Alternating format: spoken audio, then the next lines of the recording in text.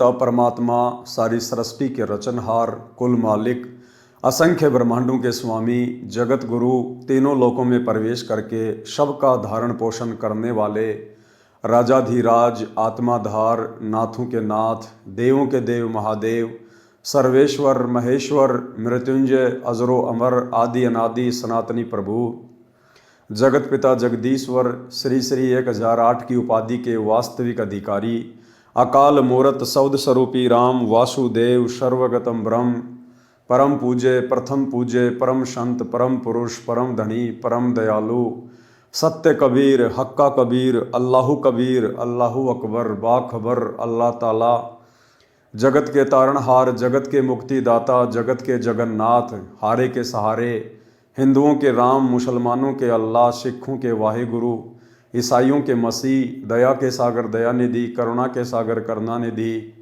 स्वयंभू परिभू, संकट मोचन, कष्ट हरण, मंगल करण, दुख भंजन, अविगत कबीर, निर्विकार निर्विषम परमात्मा, अलय अलेख सतगुरु, आदि अनादि सतगुरु, असली मर्यादा पुरुषोत्तम, असली राम, असली कृष्ण, असली घनश्याम, असली मुरारी, राजाओं के राजा, महाराजाओं के महाराजा, शहंशाहों के शहंशाह, सम्राटों के सम्राट, भगवानों के भगवान, अल्लाहों के अल्लाह, प्रभुओं के प्रभु, मसीहाओं के मसीह, सच्चे वाहिगुरु, बाबाओं के बाबा, पीरों के पीर, सेठों के सेठ, जगत सेठ, सावलसा सेठ, सर्वगुण संपन्न, अनंत कोटि कलाओं के स्वामी, अनंत कोटि ब्रह्मांडों के नायक, योगियों में महायोगी, ध्यानियों में महाध्यानी, सिद्धों में परम सिद्ध, ज्ञानियों में तत्व ज्ञानी, ब्रह्म ज्ञानी, महाज्ञानी, परम ज्ञानी, सर्वश्रेष्ठ ज्ञानी, विज्ञानी, युवा कबीर, समरथ कबीर, असमवात, अमित ओझा, सच्चे रहनुमा, करीम अल्लाह, सुभान अल्लाह,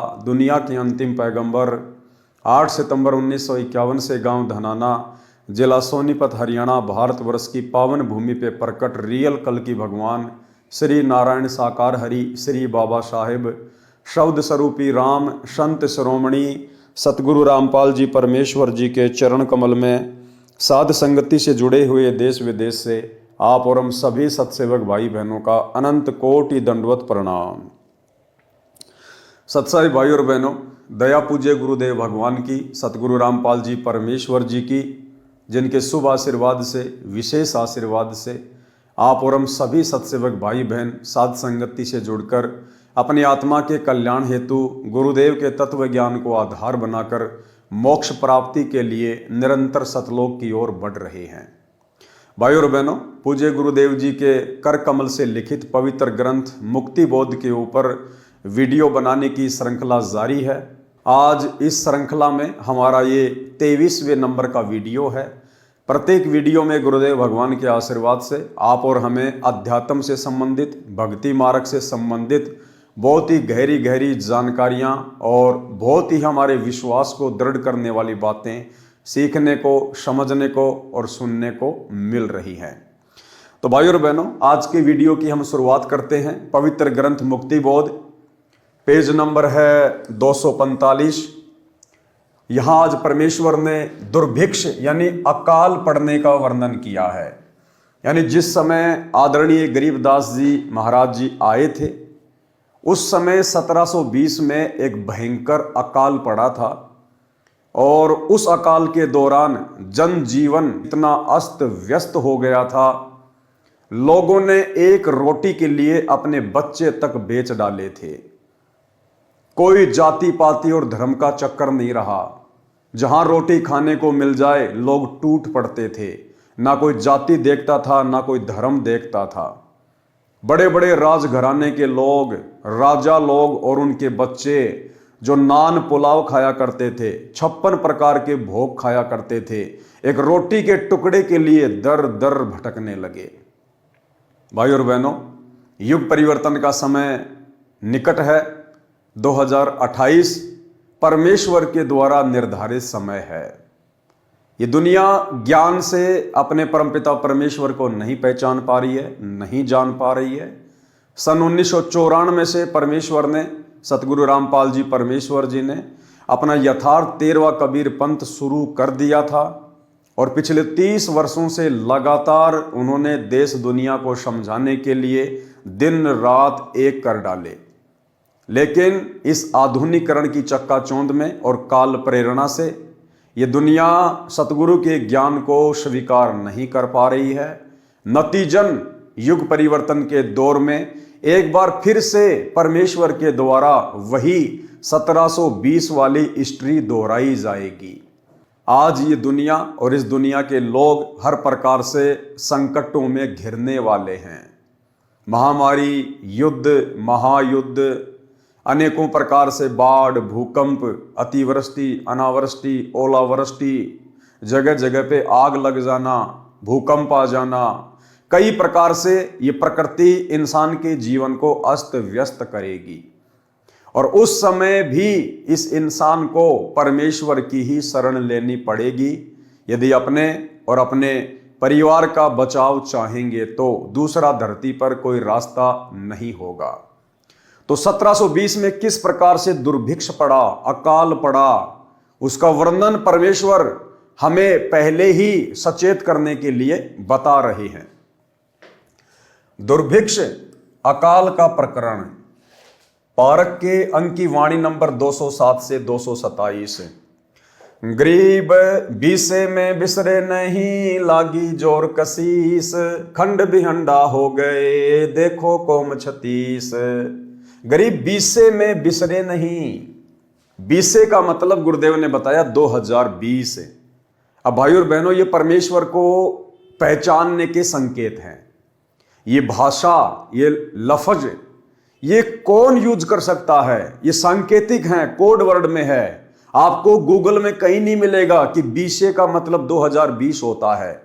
आपको डिक्शनरी में कहीं नहीं मिलेगा कि बीसे का मतलब 2020 होता है। तो बीसे का मतलब 2020 किसने बताया? सतगुरु रामपाल जी परमेश्वर जी ने बताया। गरीबदास जी ने तो केवल लिख दिया, उसका अनुवाद नहीं किया। अब अनुवाद कौन कर सकता है? समर्थ कर सकता है। तो क्या कह रहे हैं गुरुदेव? गरीब बीसे में बिसरे नहीं, लागी जोर कसीस, खंड बिहंडा हो गए देखो कोम 36। कोम 36 जाति बिरादरियां सब खंड बिहंड हो गए। गरीब शहजादे मांगत फिरे, दिल्ली के उमराव, एक रोटी पाई नहीं जो खाते नान पुलाव। उस अकाल के दौरान वो शहजादे, राजा महाराजाओं के लड़के जो 56 प्रकार के भोजन किया करते थे, नान पुलाव खाया करते थे, कहते हैं एक रोटी के टुकड़े के लिए दर दर भटक रहे थे। ऐसी स्थिति मात्र परमेश्वर ने 1 वर्ष में पैदा कर दी इंसान के दिमाग को ठिकाने लाने के लिए। गरीब शहजादे मांगत फिरे, दिल्ली के उमराव, एक रोटी पाई नहीं खाते नान पुलाव। गरीब गंगा जमुना पार को चली दुनी सब डोल, रोटी साटे बिक गए लड़के बालक मोल। गंगा जमुना को भी लोग पार करके एक रोटी के चक्कर में चले गए। चली दुनी सब डोल, दुनिया यानी दुनिया डोलमोल हो गई, और रोटी साटे बिक गए लड़के बालक मोल। एक रोटी के लिए लोगों ने अपने बच्चे तक बेच दिए। गरीब इसते आगे क्या कहूं, बीती बहुत बिताड़, बासमती भोजन कह रहे जिन पाया नहीं पवाड़। परमात्मा कहते हैं इससे ज्यादा उस समय की स्थिति को और मैं क्या बयान करूं। इसते आगे क्या कहूं, बीती बहुत बिताड़, और बासमती भोजन करें जिन पाया नहीं पवाड़। जो लोग बासमती चावल को बना के खाया करते थे, यानी अच्छा अच्छा भोजन खाया करते थे, उनको एक घास होती है पवाड़, गधा भी उसको मजबूरी में खाता है। गधा भी, इंसानों ने वो पवाड़ घास भी नहीं छोड़ी, उसको भी खा गए अपनी जान बचाने के लिए। गरीब इसते आगे क्या कहूं, बीती बहुत बिताड़, बासमती भोजन कह रहे जिन पाया नहीं पवाड़। गरीब खर पवाड़ नहीं खाते हैं, मनस्यु खाया तोड़, सांगर टीट और भाकड़ी लेने वृक्ष जड़ोड़। गरीब खर पवाड़ नहीं खाते हैं, मनस्यु खाया तोड़। खर यानी गधा, गधा भी उस पवाड़ घास को नहीं खाता है। लेकिन उस समय अकाल के दौरान अपनी जान बचाने के लिए इंसानों ने तोड़ तोड़ के खा ली। सांगर, टीट और भाकड़ी। सांगर लगते हैं जैसे जांडी का जो पेड़ होता है ना, राजस्थान में जैसे जांडी होती है, जाटी बोलते हैं, उसके लंबी लंबी लगती हैं। कहते लोगों ने वो भी नहीं छोड़ी। टीट, टीट जो कैर होता है, कैर, उसके लगते हैं गोल गोल टीट, जिनका अचार डाला जाता है। बहुत ज्यादा कड़वे होते हैं। और उन टीटों का कड़वापन दूर करने के लिए, क्योंकि हमारे माता पिता, हमारी दादी, हम बचपन में छोटे छोटे थे तो खुद ही तोड़ तोड़ के लाया करते थे, गांव से बाहर हुआ करते थे कैर। तो पहले तो उनका कड़वापन समाप्त किया जाता था, और उनका कड़वापन समाप्त करने के लिए उनको एक मटके में डालकर ऊपर से छाछ से भर दिया करते थे, छाछ से, लस्सी से। और 10-15 दिन में सड़ सड़ के फिर उनका कड़वापन ठीक ठाक होता था। फिर निकाल के उनको धोते थे, अच्छी प्रकार से साफ करते थे पानी से। उसके बाद फिर उनको तेल वगैरह में डाल के गर्म करके फिर उनका अचार बनाया जाता था, जो रोटी के साथ में कभी कभार थोड़ा बहुत खाया जाता था। लोगों ने अचार डालना तो दूर, साफ करना तो दूर, उसको छाछ में डाल के कड़वापन दूर करना तो बहुत आगे की बात है। लोगों ने कैर के पेड़ से कच्चे तोड़ तोड़ के वो टीट खा लिए, जो आदमी एक भी नहीं खा सकता, एक भी। अगर एक भी खा लेगा तो मुंह का पूरा जायका खराब हो जाएगा, इतना कड़वापन आता है उन टीटों में। और लोगों ने उस समय अपनी जान बचाने के लिए वो टीट भी तोड़ तोड़ के खा लिए कैर के पेड़ से। सांगर, टीट और भाकड़ी। भाकड़ी एक प्रकार की घास होती है जिसके ऊपर कांटे से होते हैं, गोल गोल चने के दाने के जैसे। जब हम छोटे छोटे थे तो भैंस वगैरह, बकरी वगैरह चराने के लिए गांव से बाहर जाया करते थे, तो कई बार नंगे पैर होते थे तो वो कांटे, उस भाकड़ी घास के कांटे हमारे पैरों में चुभ जाया करते थे। तो लोगों ने वो भाकड़ी जो घास आती है कांटेदार, उसको भी नहीं छोड़ा उस अकाल के दौरान।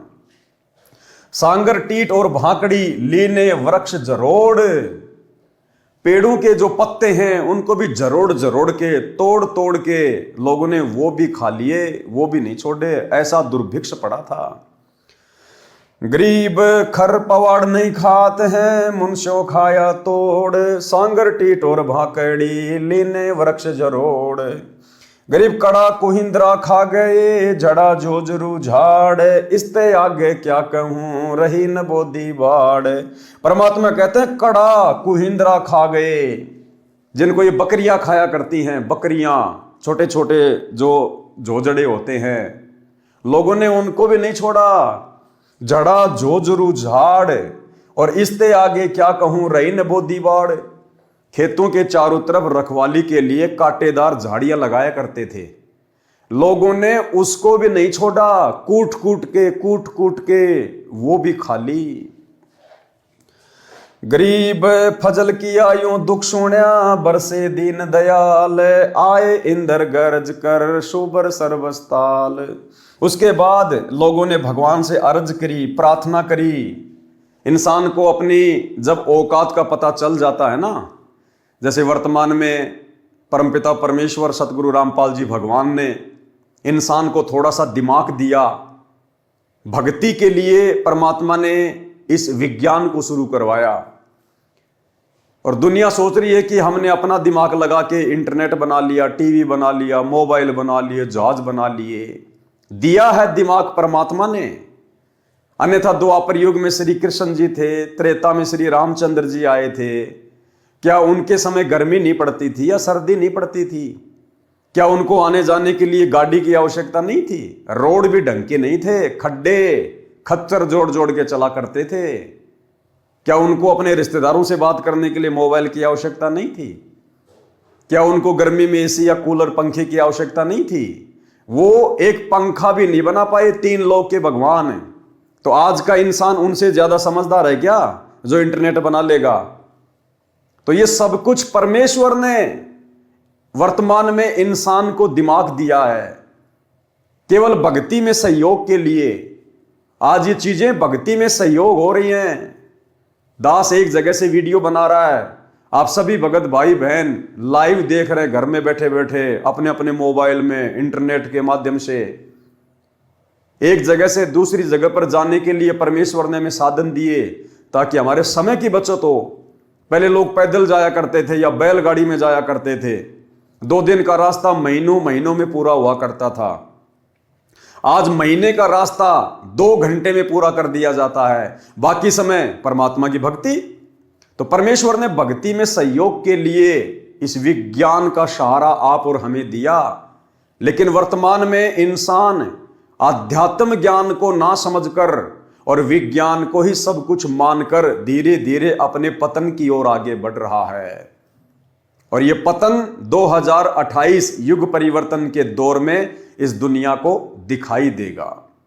तो भाइयों और बहनों, परमेश्वर ने विज्ञान तो दी थी भक्ति में सहयोग के लिए, लेकिन इंसान ने परमेश्वर को ना पहचान कर अपनी नादानी में इसका दुरुपयोग करना शुरू कर दिया, जिसका नतीजा वर्तमान में सबको देखने को मिलेगा।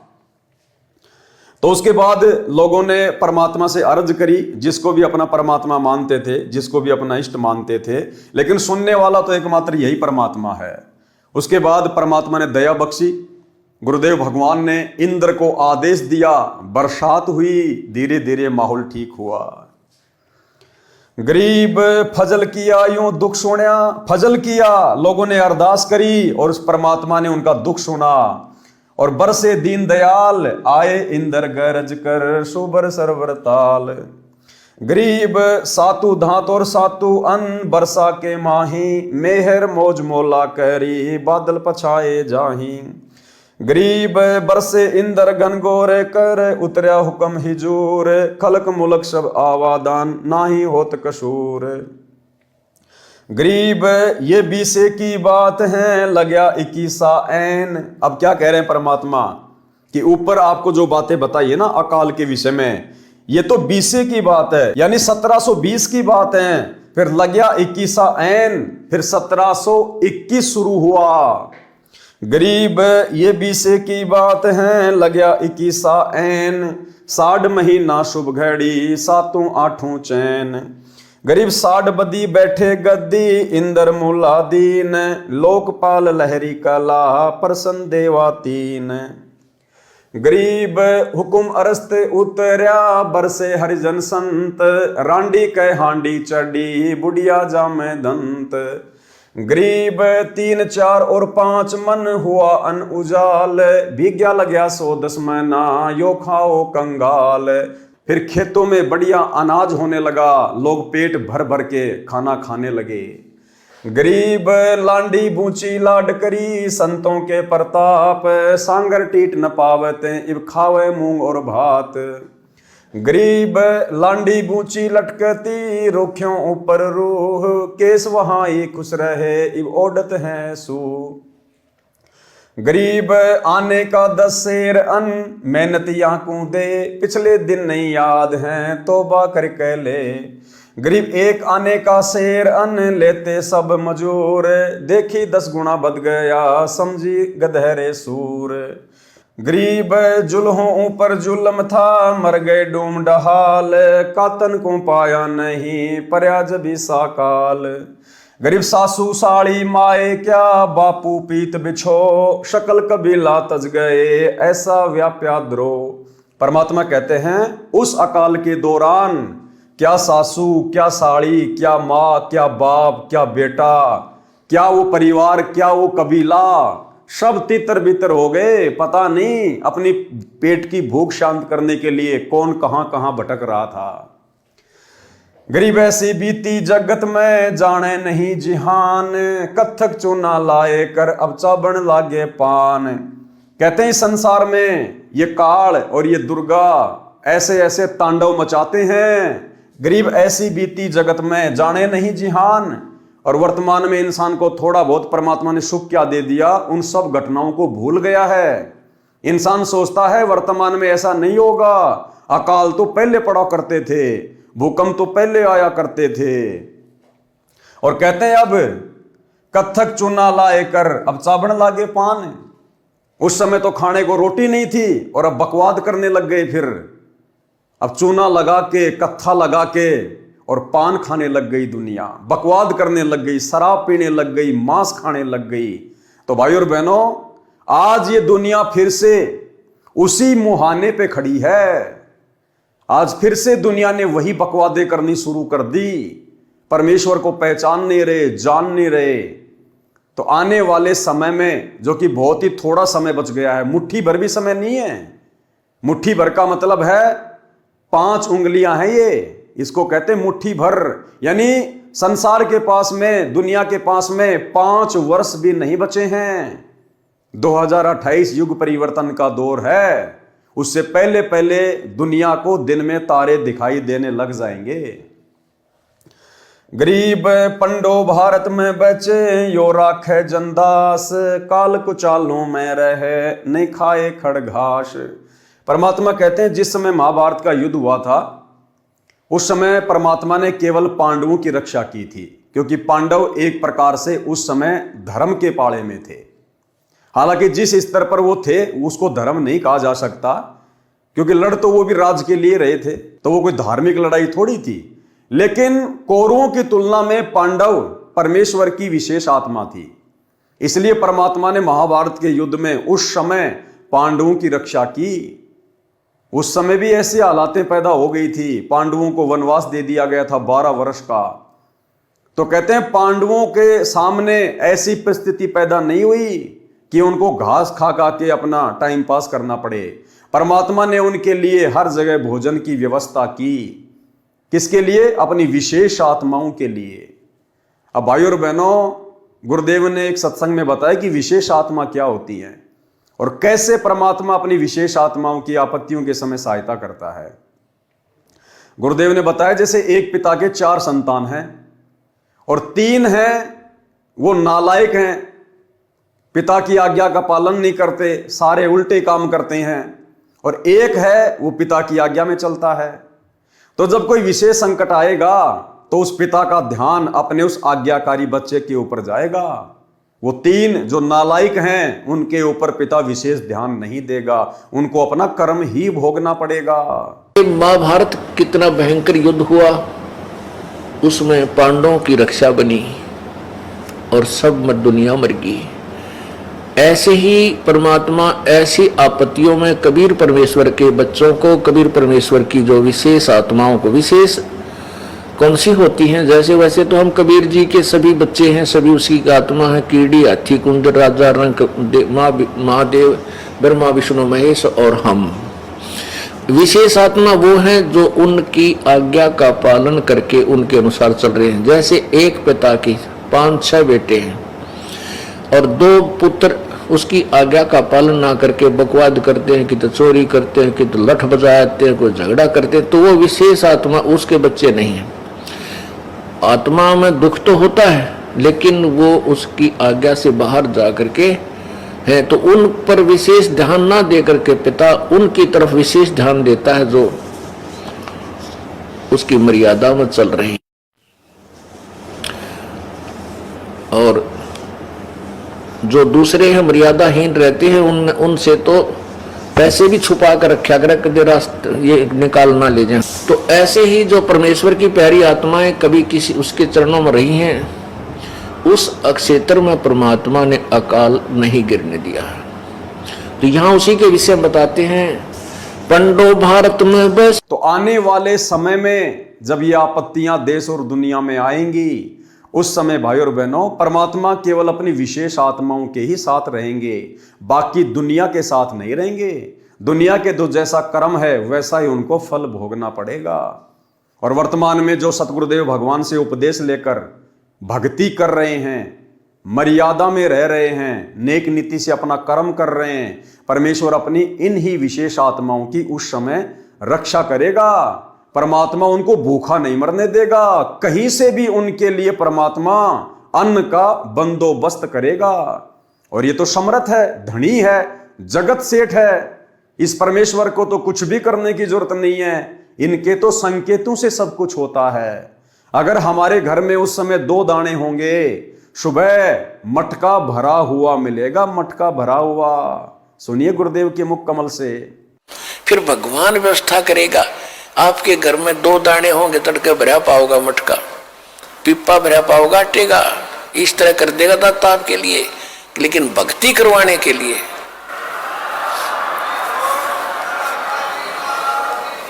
ये उनकी करेगा जो भक्ति करेंगे, और जो बकवाद चाहोगे वो अपना करते रहियो। ठीक है, जैसा भक्ति भजन करेंगे उनका लाभ मिल जाएगा, लेकिन वो उसमें से खड़ी रह जाएंगे। तो भाई और बहनों, इसलिए भक्ति करने की आवश्यकता पड़ती है, इसलिए परमात्मा की आवश्यकता होती है। तो आप और हमारा सौभाग्य जो उस महाविनाशकारी समय से पहले गुरुदेव ने हमारी बुद्धि खोली और हमें अपनी पहचान करवाई, क्योंकि हम परमेश्वर की युगों युगों से भक्ति करते हुए आ रहे हैं। और बाकी दुनिया जिनको आभास भी नहीं है कि धरती पर परमेश्वर आ चुके हैं, इनके पिछले जन्मों के संस्कार इतने मजबूत नहीं हैं, इनके हृदय में अभी भक्ति का बीज डला नहीं है।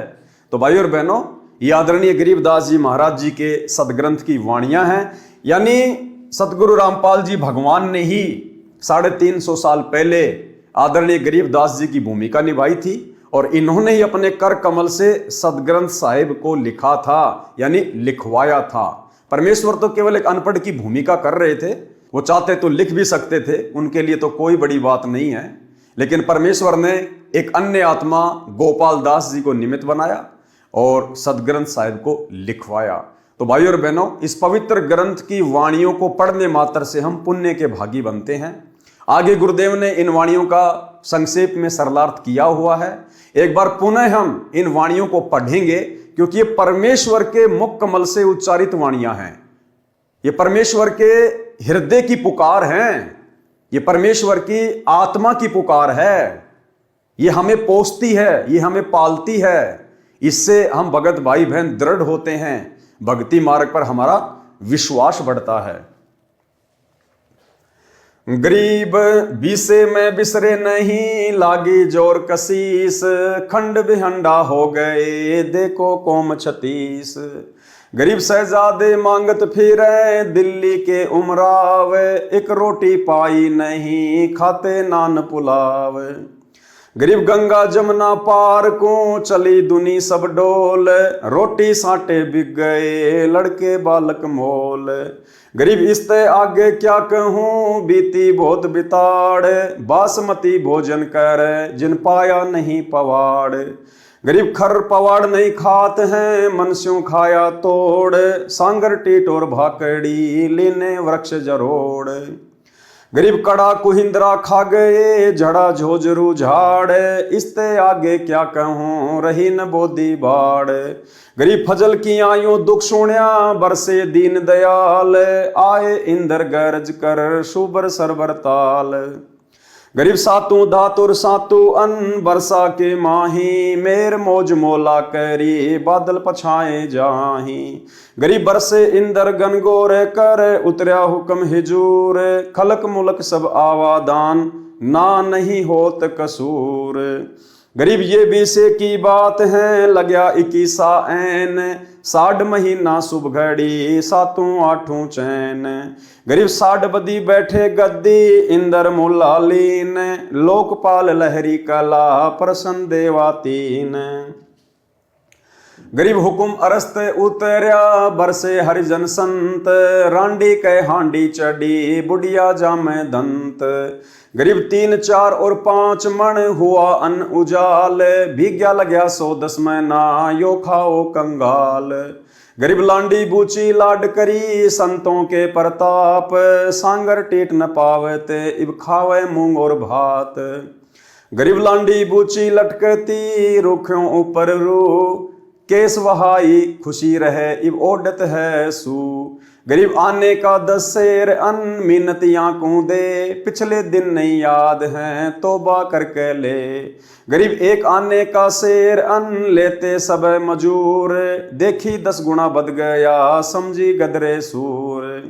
गरीब जुल्हों ऊपर जुल्म था मर गए डूम डहाल, कातण को पाया नहीं पर्या जबी सा काल। गरीब सासू साड़ी माए क्या बापू पूत बिछो है, सकल कबीला तज गए ऐसा व्याप्या द्रोह। गरीब ऐसी बीती जगत में जाने नहीं जिहान, कथुर चुना लाए कर अब चाबन लागे पान।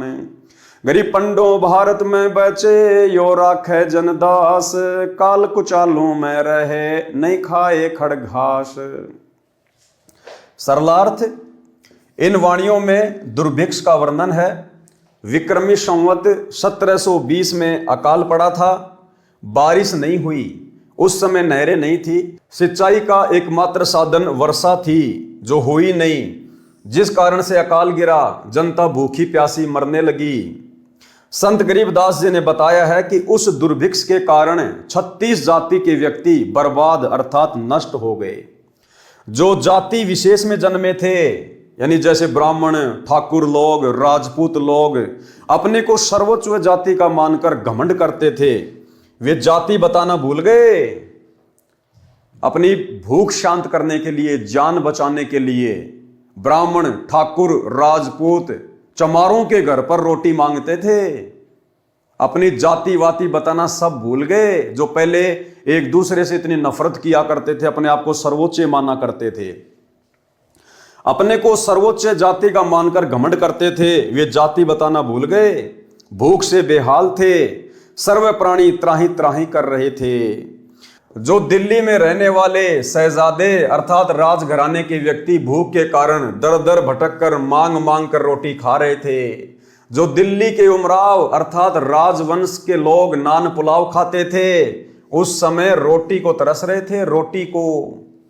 गंगा दरिया तथा यमुना दरिया की दूसरी ओर लोग भोजन के लिए चले गए, रोटियों के लिए अपने बच्चे भी बेच दिए। और क्या बताऊं, बहुत त्रास भोगी।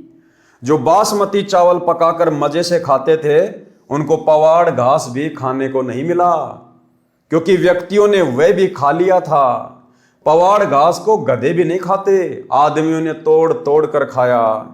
इसके अतिरिक्त जांडी के पेड़ के फल, सांगर, सिंगरे, कैर, झाड़ से टींट और कांटेदार भाकड़ी कूट कर खाई। वृक्ष के पत्ते जरोड़ कर यानी खींच खींच कर तोड़ कर खा गए। अन्य घास जैसे कुंदरा, जोजरू झाड़ को खा गए।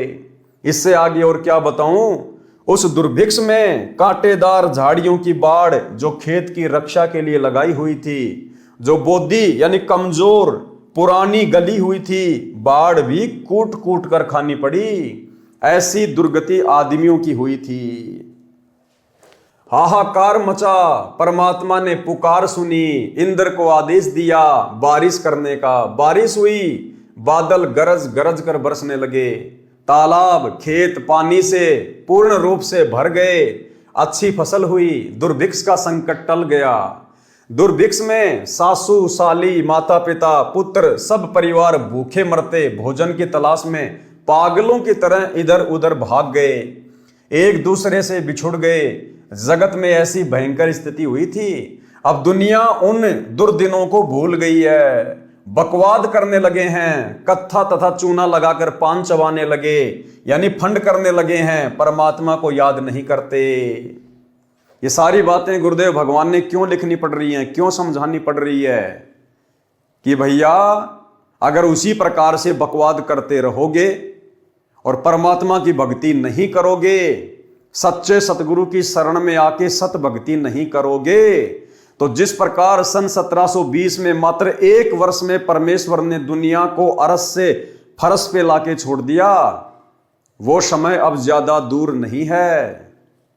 तो भाई और बहनों, आप और हमारा सौभाग्य जो परमेश्वर ने हमें पहले से ही उस आगामी मार से बचाने के लिए हमें अपनी शरण में लिया। उस दुर्भिक्ष में परमात्मा ने अपने भक्तों की ऐसे रक्षा की थी जैसे महाभारत के युद्ध में पांचों पांडवों की रक्षा की थी। भक्तों को उस अकाल में भी भोजन का भाव नहीं रहा। यानी उस समय जो परमेश्वर की आत्माएं थी, यानी परमात्मा भिन्न भिन्न रूप धारण कर कर पृथ्वी पर विचरते रहते हैं, आत्माओं को सत भक्ति पे लगाते रहते हैं। तो उस समय जो उनकी शरण में थे, जो उनके भगत थे, परमेश्वर ने उस 1720 में अकाल के समय जहां दुनिया की दुर्गति हो रही थी, लेकिन परमेश्वर ने अपने भक्तों के ऊपर दिक्कत नहीं आने दी। उनकी परमेश्वर ने भोजन की व्यवस्था की, उनको भाकड़ी नहीं खाने दी, पवाड़ घास नहीं खाने दी। भक्तों को उस अकाल में भी भोजन का भाव नहीं रहा। और ठीक इसी प्रकार भाई और बहनों, आप और हमने भी विश्वास के साथ भक्ति पे लगे रहना है। और अब तो परमात्मा स्वयं धरती पे प्रकट है, बापों का बाप। आज तो हमें परमात्मा जरा सी भी दिक्कत नहीं होने देगा, जरा सी भी दिक्कत। यदि हमने मर्यादाओं में जरा सी भी त्रुटि नहीं की है तो। वाणी नंबर 228 से 317 में श्री रामचंद्र पुत्र राजा दशरथ की महिमा का वर्णन है तथा राम और रावण के युद्ध का वर्णन है। कागभूषण ने बालक रामचंद्र की परीक्षा ली थी। उस समय पूर्ण ब्रह्म परमात्मा ने, किसने? सतगुरु रामपाल जी परमात्मा ने बालक रामचंद्र का रूप बनाकर उसकी महिमा बनाई थी।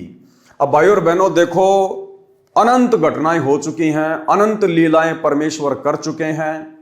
आप और हम भाई बहन परमेश्वर की उन अनंत लीलाओं से परिचित नहीं हो सकते हैं। इस परमेश्वर का ज्ञान, ये तत्व ज्ञान अरबों खरबों जीबी का है। आप और हमारी बुद्धि कुछ एक MB की है। तो कैसे भाई और बहनों वो सारी फिल्में, वो सारी कथाएं हमारे छोटे से दिमाग में समा सकती हैं? अब कागभूषण ने बालक रामचंद्र की क्या परीक्षा ली थी और कैसे गुरुदेव भगवान ने श्री रामचंद्र जी का रूप बनाया और उस परीक्षा में पास हुए। अब भाई और बहनों, ये कथाएं आने वाले समय में जब पूज्य गुरुदेव भगवान अपने मिशन को पूरा करके हिसार जेल से बाहर आएंगे, उस समय भाई और बहनों जितने दिन परमात्मा पृथ्वी पर रहेंगे, लीला करेंगे, परमेश्वर हमें आदरणीय गरीबदास जी महाराज जी के सदग्रंथ साहिब से उन्हीं सब कथाओं का जिक्र करेंगे। तो वर्तमान में दास ने गुरुदेव के सत्संगों में इस कथा को नहीं सुना है, क्योंकि गुरुदेव के लाखों सत्संग है, हम सारे सत्संग नहीं सुन सकते हैं। तो अभी तक दास तो नहीं सुन पाया है, इसलिए आप लोगों के सामने वो क्या कथा है उसका जिक्र नहीं कर सकता। तो ये हम परमेश्वर के ऊपर छोड़ते हैं। कागभूषण ने बालक रामचंद्र की परीक्षा ली थी। उस समय पूर्ण ब्रह्म परमात्मा ने बालक रामचंद्र का रूप बनाकर उनकी महिमा बनाई थी। फिर जीवन भर उसकी पूर्व जन्मों की भक्ति के कारण रक्षा की।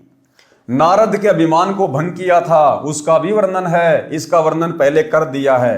यानी नारद जी तपस्या करने के लिए वन में चले गए थे। 12 वर्ष उन्होंने साधना की और कहा कि मैंने कामदेव के ऊपर, विषय वासनाओं के ऊपर विजय प्राप्त कर ली। उसको अहंकार हो गया था। तो किस प्रकार से परमात्मा ने विष्णु में प्रेरणा करके और नारद के अभिमान को फिर तोड़ा था। रावण के अभिमान के कारण उसका कुल नाश हुआ। सत्य साधना न करके, तमगुण शंकर की भक्ति करके, धन दौलत तथा चमत्कारी शक्ति प्राप्त करके जीवन नष्ट कर दिया। वाणी नंबर 239। गरीब बैरागर की खान को जो कोई लेवे चाही, बिना धनी की बंदगी नगर लगो तिस बाही। सरलार्थ, यदि कोई बैरागर यानी हीरे की खान की इच्छा रखता है, भक्ति पूर्ण परमात्मा की नहीं करता है, उस नगर को आग लगे। जो मांस खाते हैं, शराब पीते हैं, वे तो मनुष्य दिखाई देते हैं, वे तो पशु हैं। पर्वत पर रहने वाले भीलों जैसे दुष्ट हैं। वाणी नंबर 244 से 245 में बताया है कि रावण एक समय में 100 जोटों का यानी 100 भैंसों का मांस खाता था। उसके घर पर नौजवान स्त्री मंदोदरी थी, फिर भी सीता की इच्छा रखता था, जो उसके विनाश का कारण बना। यानी गुरुदेव भगवान आप और हमें शिक्षा देना चाहते हैं कि आपने भूलकर भी शौपन में भी पर स्त्री और पर धन की ओर नजर नहीं रखनी है। जो राखूं त्यो ही रहूं हमरा के चारा, और खाने जाद खरीद हूं गुलाम तुम्हारा। हमने तो अपने गुरुदेव भगवान की रजा में राजी रहना है। भाई और बहनों, इस रावण की छोटी सी कथा से आप और हमें बहुत सारी शिक्षाएं मिल सकती है।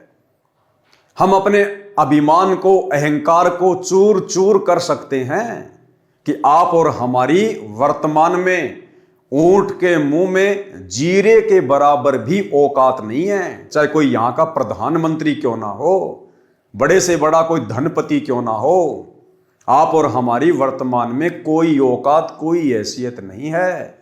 ऐसे ऐसे महापुरुष, ऐसे ऐसे बली, ऐसे ऐसे दानवीर, ऐसे ऐसे ताकतवर इंसान होकर जा चुके हैं।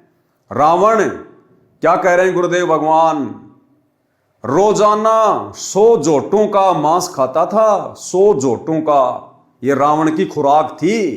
इसके अलावा सब्जी रोटी अलग है, छाछ दूध दही अलग है। 100 जोटों का मांस, और उस समय के जोटे भी कितने बड़े बड़े होंगे, हाथी से भी बड़े बड़े। तो सोचिए रावण कितना बलवान होगा। गुरुदेव ने बताया कि रावण की हाइट 150 फुट की हाइट थी, 150 फुट की, और शरीर फिर कितना हट्टा कट्टा होगा, जो रोजाना 100 जोटों का मांस खाता था। उस समय के जोटे वर्तमान के हाथी से भी बड़े बड़े। तो सोचिए वर्तमान में कोई 5 फुट का, कोई 6 फुट का, बड़े से बड़ा कोई 7 फुट का इंसान, पता नहीं अपने आप को क्या मान बैठता है। थोड़ा बहुत किसी का शरीर ठीक ठाक होता है, जिम जाम करने लग जाता है, पहलवानी करने लग जाता है, पता नहीं अपने आप को भीम समझने लग जाता है। परमात्मा कहते हैं ये उदाहरण है अभिमान को तोड़ने के लिए, अहंकार को तोड़ने के लिए। आज 1 किलो खाना नहीं खा सकता इंसान एक टाइम में, और रावण एक समय 100 जोटों का मांस खाया करता था, 100 जोटों का। और आगे देखना भाई और बहनों, वाणी नंबर 244-245 में बताया है कि रावण एक समय में 100 जोटों का नर भैंसों का मांस खाता था। उसके घर पर नौजवान स्त्री मंदोदरी थी, फिर भी सीता की इच्छा रखता था, जो उसके विनाश का कारण बना। यदि हम भगत भाई बहन भी यदि पर स्त्री की तरफ कुदृष्टि रखेंगे, कुनजर रखेंगे, तो आप और हमारी भी यही दुर्गति होगी जो रावण की हुई। अरे रावण भी तो परमात्मा की आत्मा थी, और गुरुदेव ने एक सत्संग में बताया कि रावण की आत्मा भी कभी कबीर परमात्मा सतगुरु रामपाल जी भगवान की शरण में रह चुकी थी, लेकिन भक्ति मार्ग पर टिका नहीं। और देखो फिर काल ने उसी परमात्मा के विरुद्ध रावण को खड़ा कर दिया।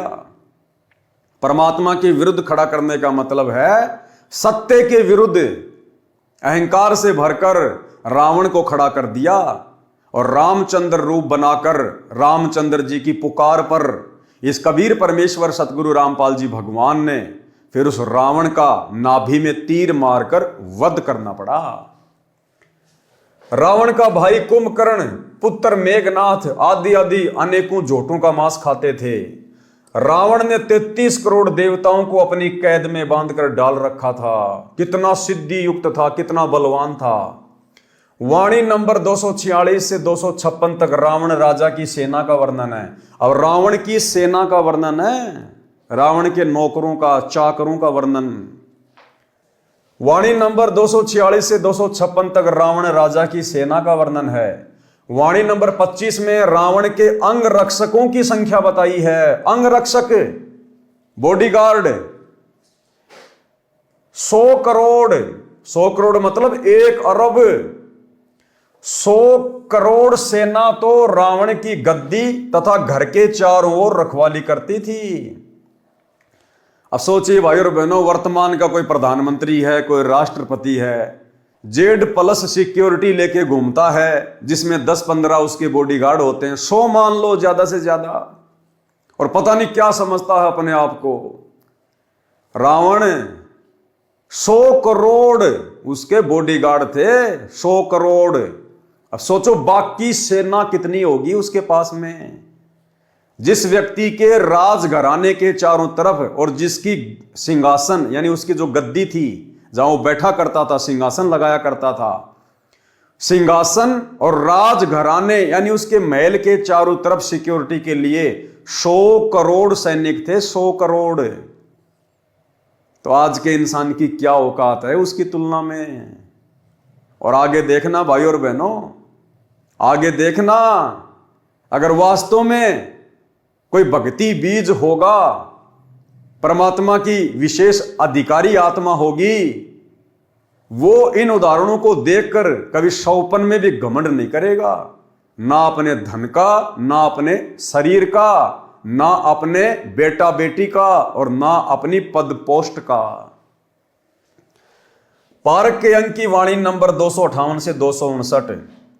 गरीब जो जन 4 आकाश में, जहां रावण की सेज, ता रानी नौजो बनी हरदम रहे उमेज। गरीब 1 सवा मन कंदरप, रज बीरज ढलकंत, नौजोबनी से जब रावण भोग करंत। ये दोनों लाइनें कितनी गहरी हैं। सबसे पहले परमात्मा ऊपर वाली लाइन का सरलार्थ कर रहे हैं। गरीब योजन 4 आकाश में, जहां रावण की सेज, सरलार्थ, लंका के राजा रावण के महल की सबसे ऊपर की मंजिल 4 योजन थी। रावण का जो महल था वो 4 योजन ऊंचा था। और गुरुदेव ने बताया 1 योजन में 12 किलोमीटर होते हैं, तो 12 चौका 48 किलोमीटर ऊंचा रावण का महल था। भाई जिसकी 150 फुट की हाइट है तो भला उसका 48 किलोमीटर क्यों नहीं होगा।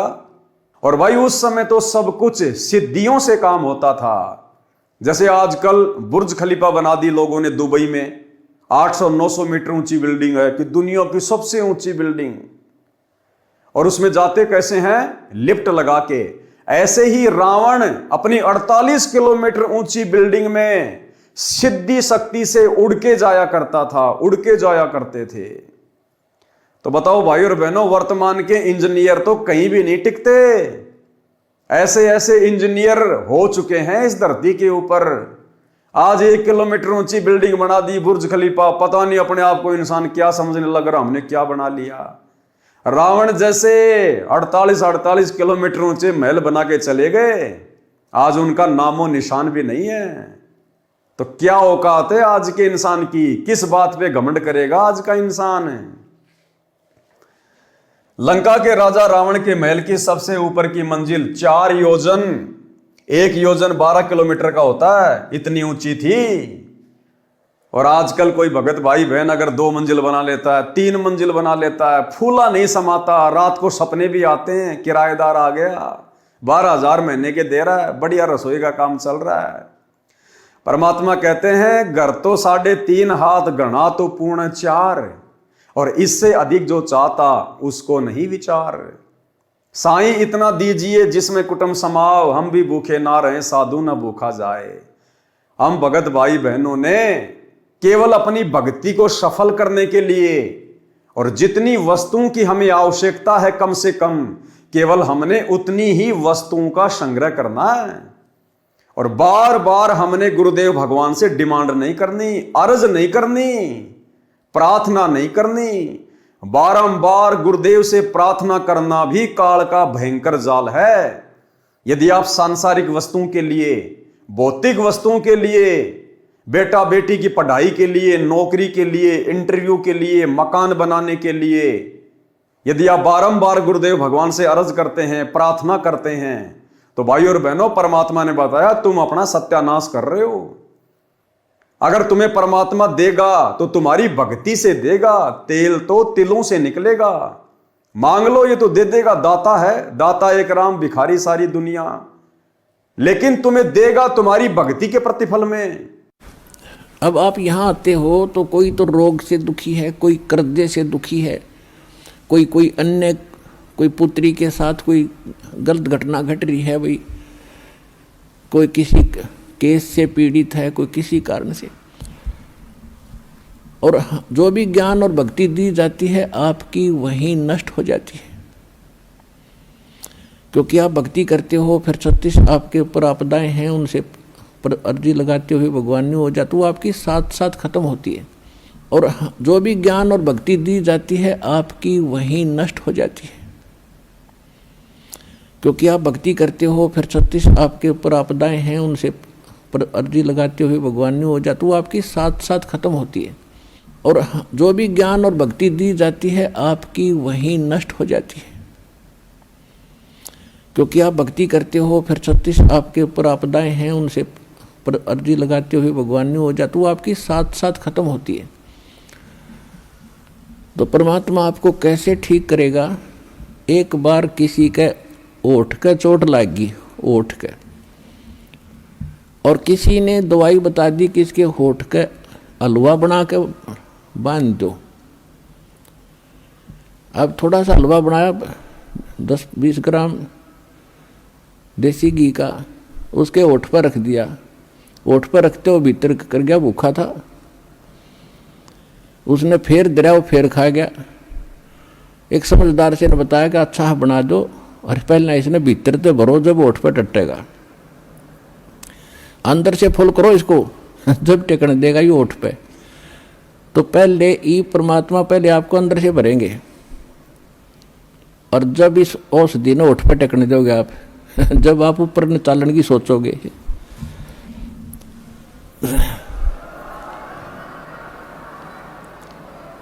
अर्थात आपकी यहाँ की जो रिक्वायरमेंट है, दाता आपके दुख हैं पहले इन्हें ठीक करेगा, और ठीक होके फिर आप गफलत कर जाते हो। इतना भी मालिक को मालूम है, आप चाहे मानो या ना मानो। अब कई भक्त कहते हैं जी कति और तो सारा ठीक हो गया, कि थोड़ा सा कोई बताते हैं ऐसा दुख रह गया, वहाँ यो तो रखना पड़ेगा भगवान ने, यो तो जान कर रख रखा ना, तुम फिर अंडी पाक जाओगे। तो परमात्मा कहते हैं कि सुख के माथे पत्थर पड़ो, जिसते ना मर देते जावे, और बलिहारी उस दुख के जो पल पल नाम उठावे। तो परमात्मा कहते इसे सुख का आग लगे जिस तो भगवान की भूल पड़े। और बुद्धिमान व्यक्ति, समझदार व्यक्ति, भक्त ने ये मांगना चाहिए, परमात्मा ऐसा दुख दिए रखना आपकी याद बनी रही, ऐसा सुख ना देना जिससे आपसे दूर हो जाए, भाड़ में जाए ऐसा दुख सुख। तो पुण्यात्माओं, ये परमात्मा थोड़ा बहुत जो रखे है ये अनिवार्य ही होगा हमारे लिए, ये सोचकर आप अब ब्लाइंड फेथ करो इस मार्ग पे। तो भाई हमने ये भक्ति यहीं पे खर्च नहीं करनी, ये भक्ति तो हमने सतलोक जाने के लिए संग्रह करनी है। और इस दाता से मांगना क्या? अरे जो सब कुछ जानता है, जो अंतर्यामी है, जो तीनों लोकों में प्रवेश करके सबका पालन पोषण कर रहा है, ऐसे समर्थ सांवरिया सेठ से मांगा थोड़ी जाता है। अरे मांगा तो उससे जाता है जिसको पता नहीं होता। हमारे गुरुदेव को तो बताने की जरूरत नहीं है, ये तो घट घट के वासी हैं, कण कण के वासी हैं। अगर हम इनकी सतभक्ति कर रहे हैं, इनकी शरण में हैं, मर्यादा में हैं, समय से पहले परमात्मा आवश्यक वस्तु आप और हमारे सामने खड़ी कर देगा। फिर भला ऐसे समर्थ सतगुरुदेव भगवान से मांगने की क्या जरूरत? और मांगने के लिए परमात्मा ने क्या बताया कि भैया मांगना है तो भक्ति मांगो, भक्ति, मर्यादा मांगो। मांगना भी गुरुदेव ने सिखाया आदरणीय धर्मदास जी के एक शब्द के माध्यम से। भक्ति दान गुरु दीजियो देवन के देवा हो, भक्ति दान गुरु दीजियो देवन के देवा हो। जन्म पाया भूलूं नहीं करहूं पद सेवा हो, जन्म पाया भूलूं नहीं करहूं पद सेवा हो। तीर्थ व्रत मैं नहीं करूं ना मंदिर पूजा हो, तीर्थ व्रत मैं नहीं करूं ना देवल पूजा हो। मनसा वाचा कर मना मोहे और न दूजा हो, मनसा वाचा कर मना मोहे और न दूजा हो। भक्ति दान गुरु दीजियो देवन के देवा हो, भक्ति दान गुरु दीजियो देवन के देवा हो। जन्म पाया भूलों नहीं करहूं पद सेवा हो। सुख संपत्ति परिवार धन और सुंदर नारी हो, सुख संपत्ति परिवार धन और सुंदर नारी हो। सुपने में इच्छा नहीं करूं गुरु आण तुम्हारी हो, सपने में इच्छा नहीं करूं गुरु आण तुम्हारी हो। भक्ति दान गुरु दीजियो देवन के देवा हो, भक्ति दान गुरु दीजियो देवन के देवा हो। जन्म पाया भूलो नहीं करहूं पद सेवा हो। अष्ट सिद्धि और नौ निधि वैकुंठ का वासा हो, अष्ट सिद्धि और नौ निधि वैकुंठ का वासा हो। सो मैं तुमसे न मांगता सब थोथरी आशा हो, सो मैं तुमसे न मांगता सब थोथरी आशा हो। भक्ति दान गुरु दीजियो देवन के देवा हो। भक्ति दान गुरु दीजियो देवन के देवा हो। जन्म पाया भूलों नहीं करहूं पद सेवा हो। तो यदि हमने कुछ मांगना भी है अपने परमेश्वर से, अपने महबूब से, अपने गुरुदेव भगवान से, तो गुरुदेव ने बताया कि बच्चों तुम क्या मांगोगे? तुम रावण से ज्यादा यहां पर वैभवशाली नहीं हो सकते, भौतिक सुख सुविधाओं से लैस नहीं हो सकते। जिसकी 48 किलोमीटर ऊंची मंजिल थी, सिद्धि शक्ति से उड़ के जाया करता था, और 48 किलोमीटर ऊंचा महल पूरा का पूरा सोने का, गारियां भी सोने की, ईंटें भी सोने की। क्या हम उस रावण से ज्यादा वैभवशाली यहां हो सकते हैं? 1 लाख पूत 1.25 लाख नाती, उस रावण के आज घर में कोई दीवा ना बाती। 1 लाख जिसका उसका कोई वंश भी नहीं आज धरती पर। तो बताओ फिर हम क्या मांगे परमात्मा से? क्या मांगे? वो रावण अपने साथ में सुई की नोक नहीं लेकर जा सका, हम क्या ले जाएंगे? तो परमात्मा कहते हैं भक्ति मांगो, भक्ति से बड़ा कोई धन नहीं है। कबीरा सब जग निर्धना, धनवंता ना कोई, और धनवंता सोई जानिए जिसके पास राम नाम धन होए। कौन से राम का? सतगुरु रामपाल जी परमेश्वर जी का शतनाम, सारनाम, प्रथम नाम, इनकी भक्ति, इससे बड़ा दुनिया में कोई धन नहीं है। बाकी सब धन नश्वर हैं, खंड खंड हो जाएंगे, लेकिन ये भक्ति धन कभी भी नष्ट नहीं होता, हमें शतलोक में पहुंचा देगा। तो गुरुदेव ने बताया अगर कुछ मांगना भी है तो भक्ति मांगो। जय तन चाहिए राजपाट तो धर ले ध्यान हमारा। अगर तेरे मन में राज्य करने की इच्छा भी है तो भी इस भक्ति से ही मिलेगी। अगर रावण को भी वो महल मिला, ठाट बाट मिले, नौकर चाकर मिले, तो भी उसकी भक्ति के प्रतिफल में मिले। रावण ने 10 बार अपना सिर अपने हाथ से तलवार से काट के अपने इष्ट श्री शंकर जी के चरणों में चढ़ा दिया, लेकिन फिर भी देने वाला तो यही कबीर परमात्मा था, भले शंकर जी के माध्यम से दे। अष्ट सिद्धि 9 निधि का दाता यही है, 24 सिद्धियों का स्वामी यही है। ये देवी देवता ब्रह्मा विष्णु महेश भी इसी समर्थ सेठ सतगुरु रामपाल जी भगवान से मांगते हैं। 33 कोटि अधारा ध्यावे शेष 88, उतरे भवजल पारा कटहे यम की फांसी। ये 33 करोड़ देवी देवता और 88,000 ऋषि महात्मा भी अपनी भक्ति का आधार इसी पूर्ण परमात्मा कबीर परमेश्वर सतगुरु रामपाल जी भगवान को ही मानते हैं, भले उन्हें भक्ति का वास्तविक ज्ञान नहीं है। जिस प्रकार इंसान चाहे किसको भी पूजता है, किसी भी देवी देवता की पूजा करता है, लेकिन जब उसके ऊपर विशेष आपत्ति आती है तो उसकी आत्मा से एक ही पुकार निकलती है, हे परमात्मा, हे मालिक, हे परमेश्वर। इसी प्रकार ये देवी देवता चाहे जो भक्ति कर रहे हैं, लेकिन उनकी भक्ति का आधार वो परमात्मा ही है, क्योंकि सर्व का पालन पोषण यही एकमात्र परमात्मा तीनों लोकों में प्रवेश करके करता है। तो हम भगत भाई बहनों ने ये रावण जैसे जन्म बहुत भोग लिए। इस नकली नश्वर 21 ब्रह्मांड के झूठे सुख हमने बहुत बार भोग लिए।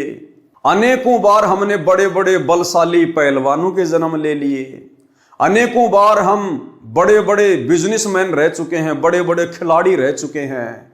हमने सर्व जीवन भोग लिए। परमात्मा कहते हैं कोटि जन्म तू राजा की न्या।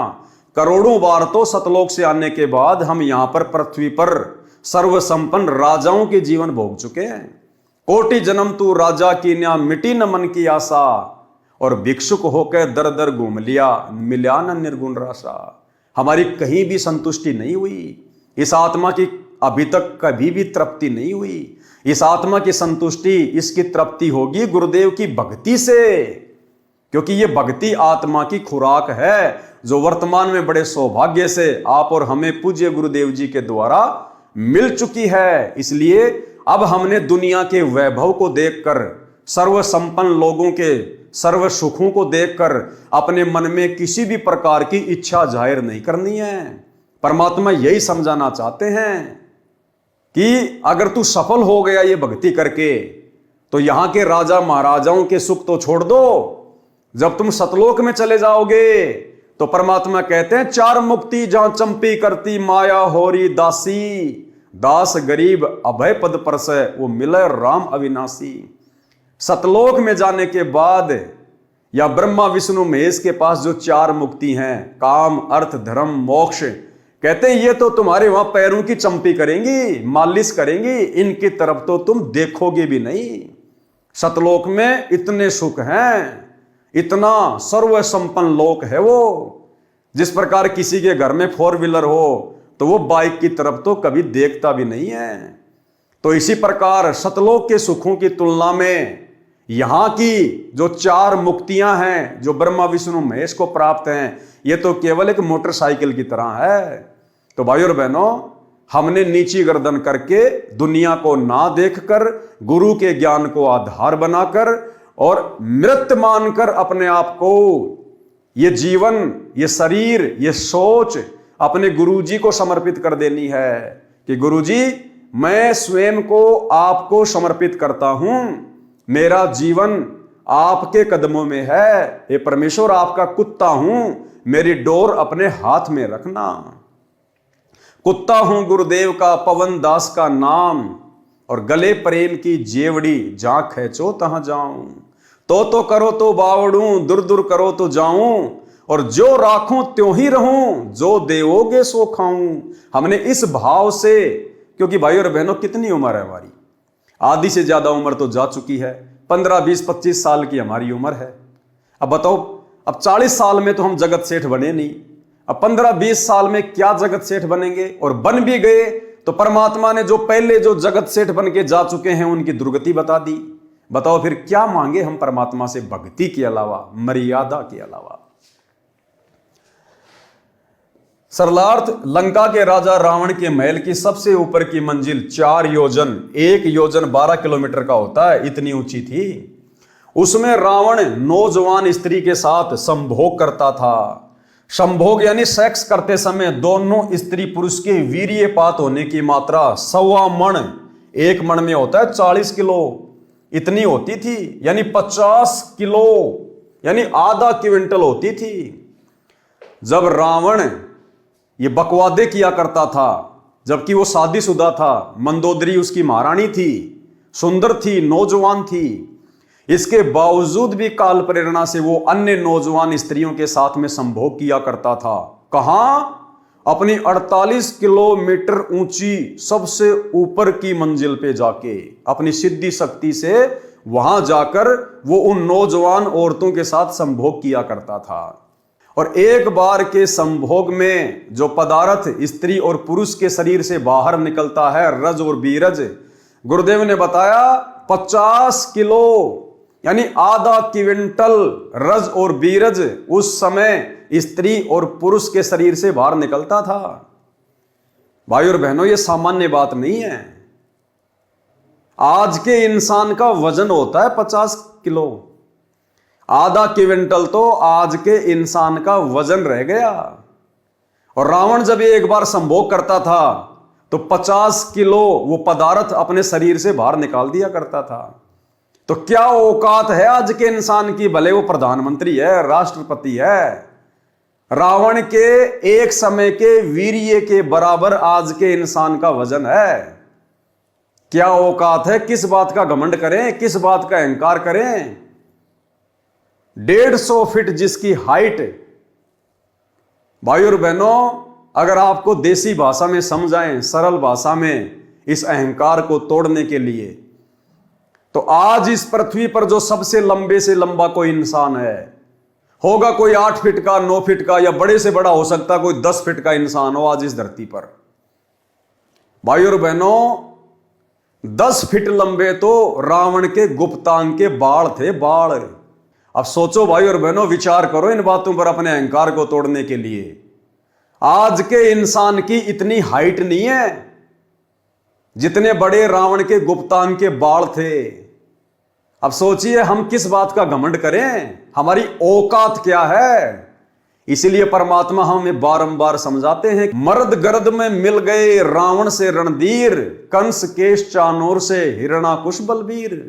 और तेरी क्या बुनियाद है तू पेंडा पंथ पकड़, गरीब दास हरि भक्ति बिन तेरा खाली रहसी खेत।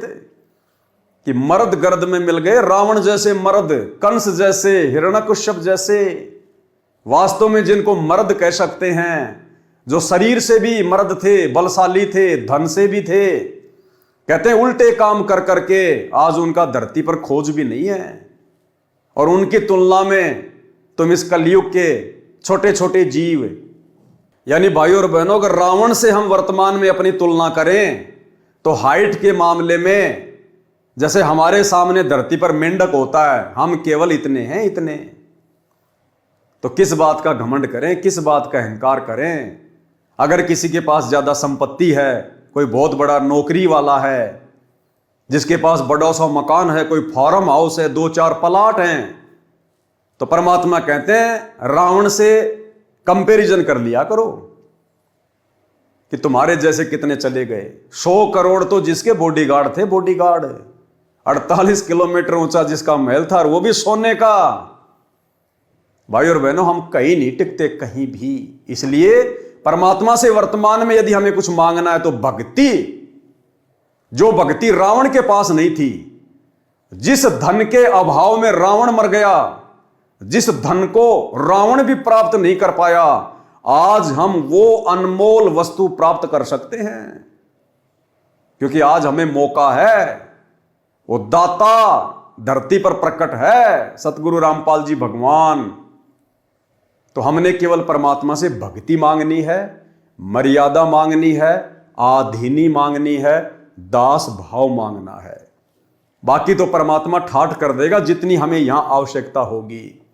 और उसके बाद फिर सदा के ठाठ के लिए परमात्मा सतलोक में बैठा देगा। फिर हमने झांके भी नहीं देखना इधर। तो भाई और बहनों, इस प्रकार से हमने अपनी औकात में, अपनी हैसियत में रह के और अपने गुरु को सर्वे सर्वा मानकर, सब कुछ मानकर हमने भक्ति करनी है। और दूसरी बात, जिसका बाप पहलवान है, जिसका बाप सावरिया सेठ है, फिर बेटे ने पहलवान बनने की क्या जरूरत है भाई? अरे जिसका बाप पहलवान है उसके बेटों को छेड़ कौन देगा? जिसका बाप सावरिया सेठ है, जगत सेठ है, तो उस बेटे को कभी धन की कमी रहती है क्या? किसी चीज के भरोसे रहता है क्या? जब हमारा बाप सतगुरु रामपाल जी भगवान सर्वगुण संपन्न है, तो क्यों ना हम इन्हीं की गोद में बैठकर खाएं पिएं, मौज मस्ती करें, अपनी भक्ति करें, मर्यादा निभाएं। हम क्यों टेंशन में पड़े? अरे जिस आदमी को गाड़ी चलाने के लिए ड्राइवर मिला हुआ है, वो मूर्ख आदमी है जो खुद गाड़ी चला रहा है। आराम से सीट पे बैठ, अपनी कोई पढ़ाई कर, अपना मोबाइल में अपना कोई धार्मिक कोई अपनी चीज देख, आराम से नींद आवे तो सो जा। ड्राइवर गाड़ी चला रहा है ना। तो इसी प्रकार है पूरी सृष्टि का ड्राइवर सतगुरु रामपाल जी भगवान, आज सीधा सीधा हमारा बाप हमारे गुरु रूप में घर घर में प्रकट। तो भाई और बहनों, फिर हम क्यों टेंशन लें, हम क्यों सिर में दर्द करें ये दुनिया की दौलत मांग के?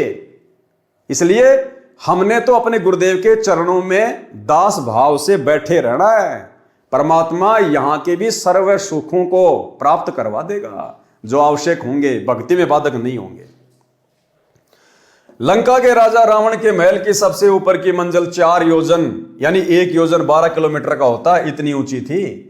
उसमें रावण नौजवान स्त्री के साथ संभोग करता था। संभोग यानी सेक्स करते समय दोनों स्त्री पुरुष के वीर्यपात होने की मात्रा 1.25 मण, 1 मण में 40 किलोग्राम होता है, इतनी होती थी, यानी 50 किलोग्राम, आधा क्विंटल होती थी। वाणी नंबर 260 से 317 तक। और भाई और बहनों, परमात्मा ने फिर एक सत्संग में बताया कि जो कुंभकर्ण था, कुंभकर्ण रावण का भाई, वो तो रावण से भी कई गुना ऊंची हाइट का था, कई गुना ऊंची हाइट का। और रावण का भाई कुंभकर्ण ब्रेकफास्ट में यानी नाश्ते में 100 जोटू का मांस खाता था। रावण तो भोजन करते समय 100 जोटू का मांस खाता था, और कुंभकर्ण केवल नाश्ते में, ब्रेकफास्ट में ही 100 जोटू का मांस खाता था, और 100 मट के दारू के।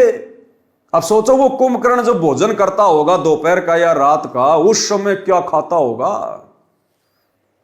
और उस कुंभकर्ण को नींद से उठाने के लिए परमात्मा ने बताया 12,000 बलशाली योद्धा, यानी उस समय 100 फुट की हाइट थी, 12,000 सैनिक 100 फुट के उसको उठाने के लिए उसके जो है मुगदर मारा करते थे, चोट मारते थे उसके, भयंकर भयंकर। और कहते हैं कुंभकर्ण की नाक में, एक साइड का जो नाक है ना, जैसे 2 छेद है नाक में, एक साइड के नाक के छेद में 2 हाथी आ जाते थे, इतना चौड़ा उसका एक साइड का नाक का छेद था। तो सोचो भाई और बहनों, वो कुंभकर्ण क्या होगा। फिर हम लोग किस बात पे घमंड करें, कोई 6 फुट का, कोई 6.5 फुट का, थोड़ा बहुत को डोले सोले बना के जिम जाम जाके शरीर को तोड़ के पता नहीं अपने आप को क्या समझ बैठता है। उस कुंभकर्ण की तुलना में वर्तमान का 10 फुट का आदमी मच्छर के बराबर भी नहीं है, मच्छर के बराबर भी। भाई और बहनों, इससे बड़ा उदाहरण इस भक्ति मार्ग पर अहंकार को नष्ट करने का दूसरा नहीं हो सकता। अगर हम चेतना में हैं तो, अगर हमारे अंदर गुरुदेव के ज्ञान की ज्योत सही प्रकार से जल चुकी है तो इस रोशनी में हम भली भांति अपनी औकात को देख सकते हैं। वाणी नंबर 260 से 317 तक राम तथा रावण के बीच हुए युद्ध का वर्णन है। हनुमान जी जैसे महाबलियों ने क्या क्या उपकार व उपद्रव करके युद्ध जीता। लक्ष्मण की जीवन रक्षा सरजीवन जड़ी औषधि का पौधा होता है, उससे हुई। यह रामायण का अंश है। यह अमृतवाणी संत गरीबदास जी के श्री मुख से बोली गई है, इसलिए इसके पढ़ने से आत्मा का पाप धुलता है, ज्ञान विशेष नहीं है। परमात्मा कहते हैं भले ज्ञान विशेष ना हो, ये बातें तुमने सुन रखी हैं राम की रावण की, लेकिन ये वाणियां महापुरुष के मुख कमल से उच्चारित हैं। गरीबदास जी के रूप में खुद हमारे पूज्य गुरुदेव भगवान थे, इनके मुख कमल से उच्चारित वाणियां हैं। और सोने पे सुहागा वर्तमान में गुरुदेव ने अपने कर कमल से लिख के दे दी हमें पवित्र मुक्ति बोध में, तो हमारे लिए तो सोने पे सुहागा। इनको पढ़ने मात्र से हम कितने पुण्य के भागी बनेंगे, आत्मा से कितना मैल कटेगा। पारक के अंक की वाणी नंबर 318 से 329। गरीब 1,80,000 असली और सकल जी नाती, मैं मंद का कलमा सरूं तब कचोद हूं दाती। गरीब कलम सकल बन राय की, जय कोई लिखवा होए, अलय बैत बानी अलख अंत न पावे कोई। गरीब पोहमी की पट्टी करे, ऊपर लिखे हरफ, सकल समुद्र की मसी करे, लख्या न जाए अलफ। गरीब अली अलय में भेद क्या, एक नूर जहूर, मोहम्मद तो मदती पर हो रहे चकनाचूर। गरीब हस्ती घोड़ा मर्द क्या, बली बजर क्यों न होए, अरस कुरस बिच ना बचे, अली तेग तत लोए। गरीब 70 कदम कट्टे कटक, जय अली फिरावे तेग, खड़ी करे आसमान को तो शब्द सुरग पर बेग। गरीब अली अलय का शेर है, सीना स्वाप शरीर, कृष्ण अली एक कली, न्यारी कला कबीर। गरीब अलय वृक्ष अली पान है, जर्जर पर अनंत, कृष्ण कली दर कली है, अगम कबीरा पंथ। गरीब अली अली लो हो गए, मैं मंद पदम 50, कबीर एक का एक है, दूजा नहीं मिलावे। गरीब जबराइल जुबान परी, मैं काइल मुकट, असराफिल कबली दरे, अजाजिल ओ घट। गरीब चारु मुवक्कल रब दे, है घट घट अस्तान, जा परी रब दा तकत है, जहां आप अलय रहमान। गरीब नबी नाक में मंद मुख, मन मक्का महबूब, चिसम इसम दरगाह दिल, देखी खूब खुदी खूब।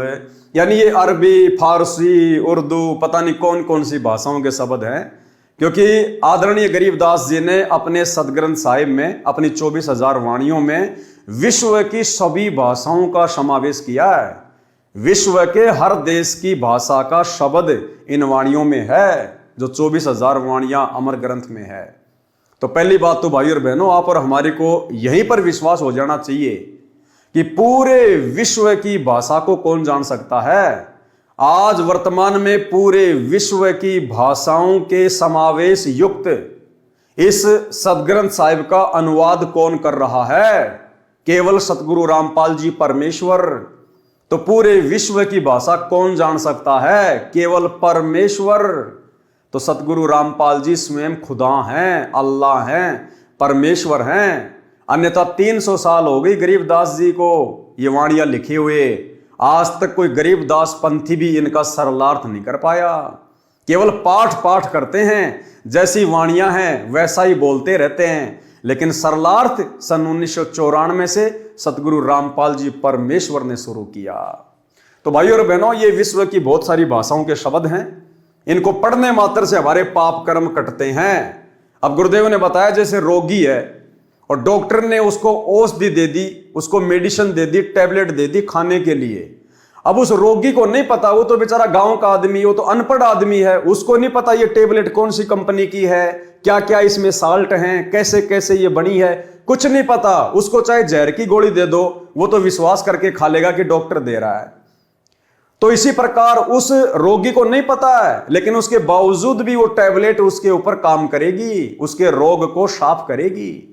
इसी प्रकार ये अमृतवाणी इस भक्ति मार्ग में जन्म मरण के दीर्घ रोग को काटने के लिए आप और हमारे लिए मेडिसिन है। और सर्वश्रेष्ठ डॉक्टर वैद्य, आध्यात्मिक वैद्य सतगुरु रामपाल जी परमेश्वर जी के द्वारा निर्मित हैं। तो भाई और बहनों, भले हमें नहीं पता इन वाणियों का, इनकी गहराइयों का, इन संकेतों का, इन शब्दों का, लेकिन ये भक्ति रूपी मेडिसिन खाने मात्र से हमारे पाप कर्म कटेंगे। तो क्या किया परमात्मा ने सरलार्थ? वाणियों में मुसलमान धर्म का आंशिक वर्णन है। अली नाम का मुसलमान पूर्व जन्म की भक्ति के कारण सिद्धि शक्ति युक्त था। यानी भाई और बहनों, गुरुदेव भगवान ने बताया कि हजरत मोहम्मद जी की आजीवन जो रक्षा हुई, वो रक्षा हजरत मोहम्मद जी के पुण्यों के कारण, जिस समय हजरत मोहम्मद जी परमात्मा की शरण में आए, उनको प्रथम मंत्र दिया गया। उसके बाद एक अली नाम का मुसलमान, एक प्रकार से गण, कबीर परमेश्वर सतगुरु रामपाल जी भगवान ने हजरत मोहम्मद की रक्षा के लिए छोड़ा हुआ था। तो हर मुसीबत में हजरत मोहम्मद की रक्षा वो अली किया करता था। और वो कितना सिद्धि युक्त था, कितना शक्तिशाली था, परमेश्वर क्या बता रहे हैं। और फिर उस अली नाम के मुसलमान की तुलना में कबीर परमेश्वर कितने समर्थ हैं, कितने शक्तिशाली हैं, उसका भी जिक्र किया है। वाणियों में मुसलमान धर्म का आंशिक वर्णन है। अली नाम का मुसलमान पूर्व जन्म की भक्ति के कारण सिद्धि शक्ति युक्त था।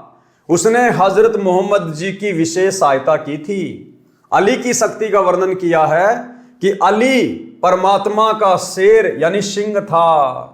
जब वह तेग यानी तलवार से वार करता था तो 70 कदम कटे कटक, यानी 70 कदम तक दुश्मन की सेना कट जाती थी। तलवार को आसमान की ओर खड़ा करता था तो 7 आसमान तक जाती थी। यानी सूक्ष्म रूप में परमात्मा इस प्रकार से अपने बच्चों की इस काल के कहर से रक्षा करता है। अली भी श्री कृष्ण की श्रेणी का शक्तिशाली देवता था। ऐसे ऐसे अली तो असंख्यों जा चुके हैं। श्री कृष्ण 3 करोड़ हो चुके हैं। कबीर परमेश्वर इन सब से भिन्न है, वे समर्थ हैं। सत्य भक्ति सत्य पुरुष कबीर की किए बिना यह संसार में बनी महिमा व्यर्थ है। जैसे सतगुरु रामपाल जी परमेश्वर जी ने आज आप और हमें जो शत भक्ति दी है, जो शत भक्ति ना तो उस अली नाम के मुसलमान को प्राप्त थी, ना द्वापर में श्री कृष्ण जी को प्राप्त थी, ना त्रेता में श्री रामचंद्र जी को प्राप्त थी। भले ही उनकी कितनी भी महिमा बनी लाखों हजारों वर्षों तक, लेकिन वो महिमा व्यर्थ की, फोकट की। यहां तो हम उनकी महिमा गा रहे हैं और वो ना जाने 84 लाख योनियों में कहां धक्के खा रहे हैं। तो परमेश्वर की शत भक्ति बिना महिमा भी व्यर्थ है। और इस परमेश्वर की शरण में आने के बाद जो महिमा बनती है, वो महिमा परमात्मा कहते हैं जब तक सूरज चांद रहेगा शत भक्तों का नाम रहेगा। सत्य भक्ति सत्य पुरुष कबीर की किए बिना ये संसार में बनी महिमा व्यर्थ है। अली जैसे अलीलों हो चुके हैं। अली जिसकी शक्ति के बारे में गुरुदेव ने बताया, परमात्मा कहते हैं ऐसे अली तो अलीलों, शंख पदम, अलील खलील, जो ये काउंटिंग होती है, कहते हैं ऐसे तो अलीलों जा चुके हैं, अलीलों। अब बताओ, आप और हमें पता है? हमें तो इस अली का पता चला अब, जो गुरुदेव भगवान ने बताया। मालिक कहते हैं ऐसे अली तो अलीलों होके जा चुके हैं, अलीलों। शंख पद्म नील करोड़ अरब खरब अलील, इतने होके जा चुके हैं, कोई नामो निशान भी नहीं है उनका। और हजरत मोहम्मद जैसे 50 पदम हो चुके हैं, शंख नील पदम। हजरत मोहम्मद जैसे तो 50 पदम अवतार पैगंबर होके जा चुके हैं। लेकिन कबीर परमेश्वर एक का एक है। इस परमेश्वर की स्थिति में, इसकी शक्ति में कोई बदलाव नहीं आता। कबीर परमात्मा एक का एक है। पारक के अंक की वाणी नंबर 330 से 351। गरीब चिसम इसमें जोरी जरी, खेचे दम दुर्बीन, कूरम्ब नाद उदगार गति, परसे देवा तीन। गरीब तीहूं देवा दिल में बसे, ब्रह्मा विष्णु महेश, प्रथम इनकी बंदना सुन सतगुरु उपदेश। गरीब सुन सतगुरु उपदेश को, कहीं समझाऊं तो ही, त्रिकुटी कमल में बैठ कर उल्टी पवन समोए। गरीब उल्टी पवन समोए कर, नाभ कमल में आन, नाभ कमल में बैठ कर जावा करो बयान। गरीब वायु धनंजय बस कर, जीते पान अपान, किरकल सूदा मिटाए कर, सहस कमल मुख ध्यान। गरीब सहस कमल दल जगमग, झिलमिल रंग अपार, जहाँ शक्ति माया कला धर्मराय दरबार। गरीब नौदर तो प्रकट है, 10वां सुषमण जान, एकादश अरु द्वादश का बिरले ही को ज्ञान। 11वें द्वार का और 12वें द्वार का तो केवल बिरले को ही पता चलता है, और वर्तमान में वो बिरला शक्ति है सतगुरु रामपाल जी भगवान। इनके बताने के बाद अब पूरे विश्व को पता चल गया। गरीब कैसे पाऊं विधि कहो, दीजे मोही बताए, कल कूची मोशों कहो, कौन पंथ को रा। गरीब तिलजे है उन्मान्य है, बटक बीज विस्तार, त्रिवेणी के घाट चढ़ी देखो मुक्ति द्वार। गरीब दो दल का जहां कमल है, जहां वहां ओगट घाट, तिल परवान खिड़की लगी, सहजे खुले कपाट। गरीब दो दल का जहां कमल है, अगम द्वार बैराट, मकर तार डोरी गहो, चली सतगुरु की बाट। गरीब इस तुलदे का भेद कहाँ, अब सूक्ष्म कहूं विस्तार, या में भी दर द्वादश हैं, कोई न पाया पार। सरलार्थ, इन वाणियों में भक्ति मार्ग बताया है, कमलों का वर्णन है। संत गरीबदास जी ने पाठ करने यानी ग्रंथ को पढ़ते समय पाठी के लिए रह रहकर प्रत्येक विषय को दोहराया है ताकि याद बनी रहे। अर्थात श्री ब्रह्मा, श्री विष्णु तथा श्री शंकर जी प्रत्येक मानव स्त्री पुरुष के शरीर के बने कमल दलों में निवास करते हैं। इसलिए प्रथम नाम में इनकी साधना करने को दी जाती है, जो इनकी स्तुति यानी वंदना है, यानी इनकी पूजा नहीं है, केवल स्तुति है। फिर आगे का भक्ति मार्ग सतगुरु जी बताते हैं, वह भी सुनो। तीनों देवा दिल में बसे, ब्रह्मा विष्णु महेश, प्रथम इनकी बंदगी, फिर सुन सतगुरु उपदेश। यानी सबसे पहले हमें ब्रह्मा विष्णु महेश के ही नाम दिए जाते हैं। भाई और बहनों, ये तो जगत को समझाने की दृष्टि से, जबकि सर्वप्रथम तो इस प्रथम मंत्र में हम अपने पूज्य गुरुदेव भगवान की पूजा करते हैं, इनकी बंदगी करते हैं। प्रथम मंत्र में सबसे पहले और सबसे लास्ट में पूज्य गुरुदेव जी की पूजा का मंत्र है। यही असल में सार शब्द की पूजा है। ये बीच के मंत्र तो परमेश्वर ने शरीर के कमल में बसे हुए इन देवी देवताओं के इसलिए दिए हैं क्योंकि हम इनके अधीन हैं, इनके लोक में रह रहे हैं, इनका हमारे ऊपर कर्जा हो चुका है। हम यहां जो इस पृथ्वी पर अन्न उपजा रहे हैं, काजू किशमिश सेव संतरे खा रहे हैं, अन्न खा रहे हैं, हवा ले रहे हैं, सूर्य का प्रकाश ले रहे हैं, ये इस काल ने तपस्या करके परमात्मा से प्राप्त किए हुए हैं। और यहां मैनेजर बना दिया ब्रह्मा विष्णु महेश को। तो हम ये जो सुविधा ले रहे हैं ना, इसके बदले हम कर्जवान हो रहे हैं। तो परमेश्वर ने इनके मंत्र केवल इसलिए दिए हैं ताकि हम इनकी साधना करें, इनकी मजदूरी करें और हम इनके कर्जे से मुक्त हो जाएं। इनके मंत्रों का जाप करना इनकी पूजा करने में नहीं आता है। असली पूजा तो अपने गुरुदेव भगवान की है।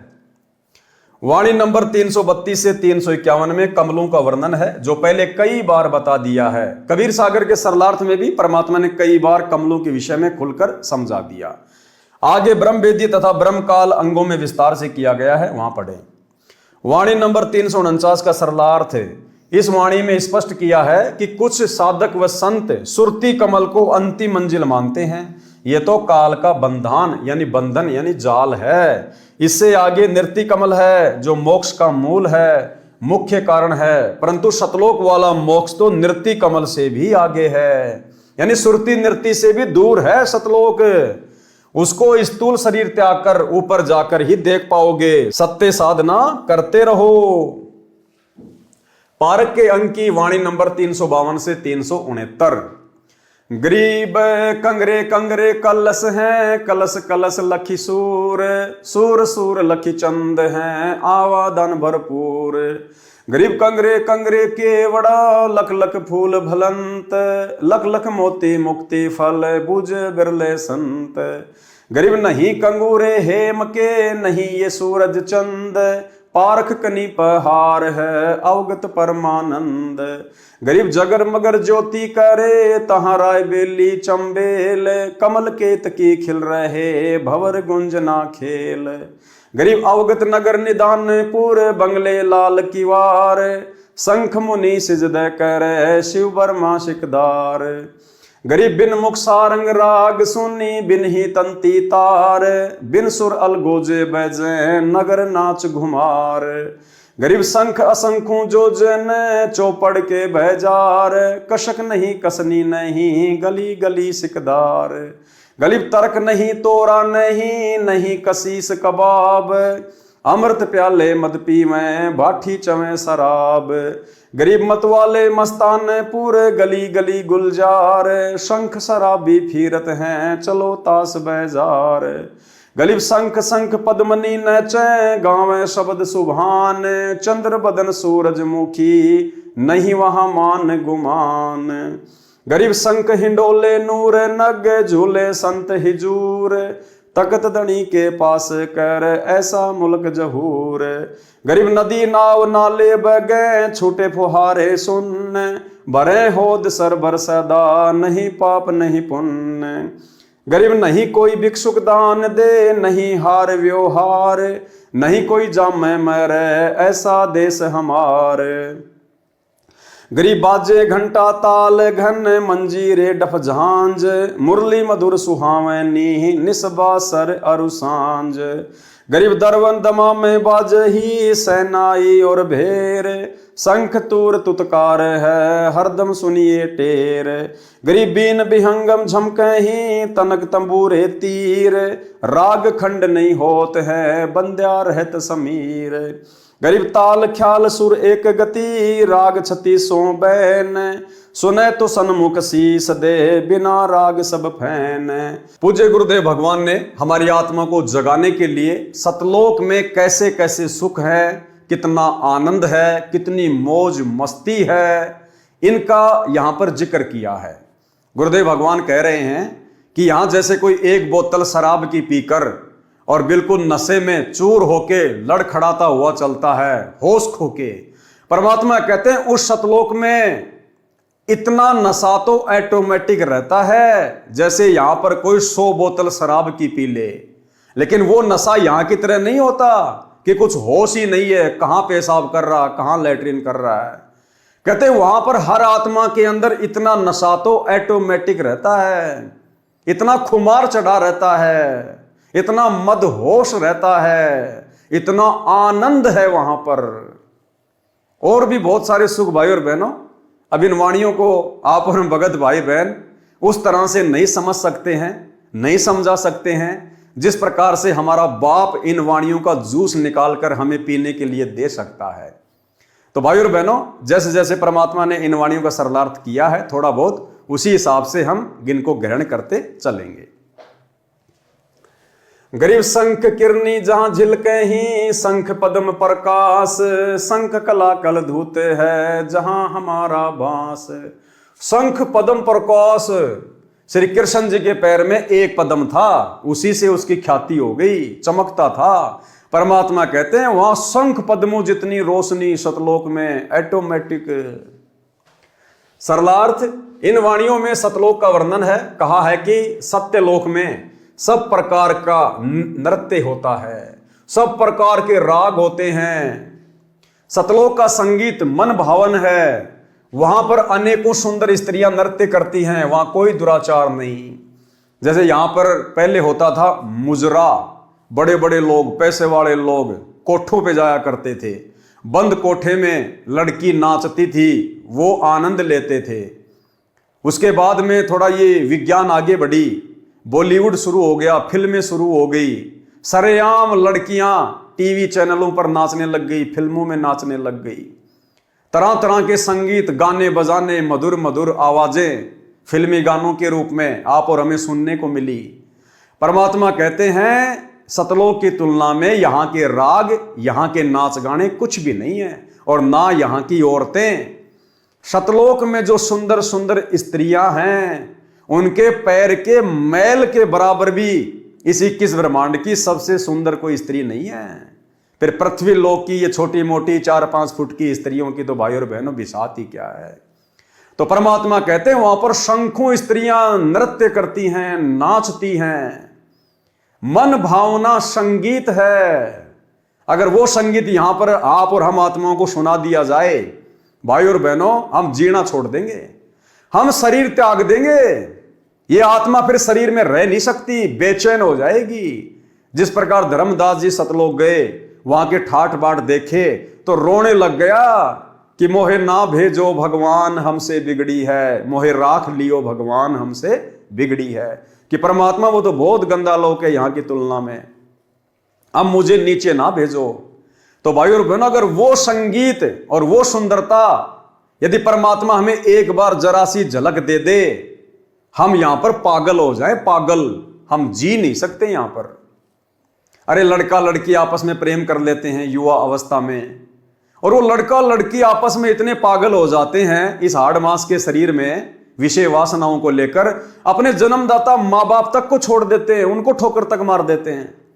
तो सोचिए भाई और बहनों, वो वास्तविक नूरी शरीर, नूरी रूप, नूरी सुंदरता अगर परमेश्वर हमें एक झलक दिखा दे, हम यहां पर जीवित ही मर जाएंगे, जीवित ही। लेकिन परमेश्वर इस ज्ञान से हमारे को वहां की सुंदरता से परिचित करवाएंगे, इस ज्ञान से हमारे को वहां के सुखों का और यहां के दुखों का परमेश्वर अनुभव करवाएंगे।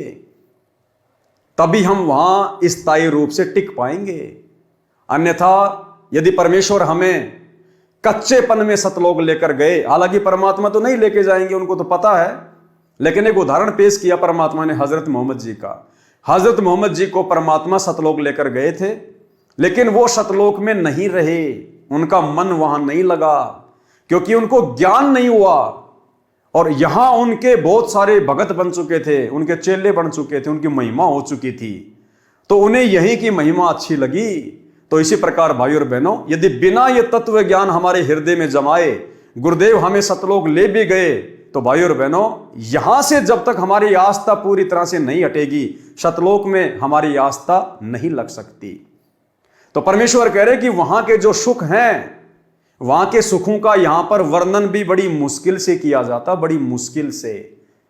वो अकय लोक है, वहां के सुखों के विषय में कहा नहीं जा सकता। लेकिन फिर भी ये समर्थ परमात्मा आप और हमें जैसे तैसे करके समझा रहे हैं, हमारी आस्था इस गंदे लोक के झूठे सुखों से हटाने के लिए। तो क्या कह रहे हैं परमात्मा कि वहां पर कोई दुराचार नहीं है। जब वहां पर औरतें डांस करती हैं, नाचती हैं, तो हमारे मन में कोई पाप नहीं आता, विषय वासना नहीं जागती, दुराचार नहीं आता। जैसे कोई बहुत सुंदर स्त्री है और वो भले ही नंगी होके डांस करने लग जाए अपने घर पर एक कमरे में, और वहीं उसका 6 महीने का या 1 साल का उसका बेटा या बेटी भी है, उस बेटा बेटी के मन में किसी प्रकार का कोई विकार उस सुंदर स्त्री को नाचती हुई को देखकर नहीं आएगा। इसी प्रकार सतलोक में भाई और बहनों हमारा नूरी शरीर है, उस नूरी शरीर में विकार नहीं है, विषय वासना नहीं है, नामो निशान नहीं है, इसलिए वहां पर दुराचार नहीं है, मन में कोई मैल कोई पाप नहीं है। इन वाणियों में सतलोक का वर्णन है। कहा है कि सतलोक में सब प्रकार का नृत्य होता है। अब यहां का झूठा नृत्य और हाड़ मांस का शरीर उन एक्ट्रेस का, हीरोइन का, टट्टी पेशाब उनके शरीर में भरा पड़ा, थूक लार हैं जेर उनके शरीर में भरी पड़ी। हम तो उनका डांस देख के खुश हो रहे हैं और उसको पता नहीं कौन सी बीमारी ने घेर रखा है। वो दिखावट में हंस हंस के डांस कर रही है 2 पैसों के लिए। क्या पता उसको उस समय लैट्रिन लग रही है, पेट में दर्द हो रहा है, लेकिन झूठी मुस्कुराहट 2 पैसे कमाने के लिए, और हम उसको देख के खुश हो रहे हैं। परमात्मा कहते हैं जब सतलोक वाला डांस तुम्हें देखने को मिलेगा ना, इस डांस की तरफ तो कभी सौपन में भी मुंह नहीं करोगे, सौपन में भी। तो भाई और बहनों, हमने तो गांठ बांध लेनी है, कमर कस लेनी है, सर के कफन बांध लेना है, हमने सतलोक चलना है। अब की बार सभी भाई बहन सतलोक में डांस देखेंगे, सतलोक में डांस करेंगे, सतलोक के सुख भोगेंगे, अपने परमात्मा से दिन रात उनके चरणों में उनकी चंपी करते समय, क्योंकि हमने गुरुजी को रिझाना पड़ेगा, प्रसन्न करना पड़ेगा। घर घर बेड लगवा दिए परमात्मा ने, इसीलिए लगवाए कि बच्चों मुझे प्रसन्न करो। तो सुबह शाम जैसे भी समय मिले परमात्मा की चरण चंपी करते समय हमने परमात्मा से बस यही मांगना है कि परमात्मा ये मेरा मनुष्य जन्म लास्ट, हे परमात्मा मुझे दोबारा जन्म मत देना इस गंदे लोक में, मालिक अगला जन्म मेरा सतलोक में। एक ही विनती।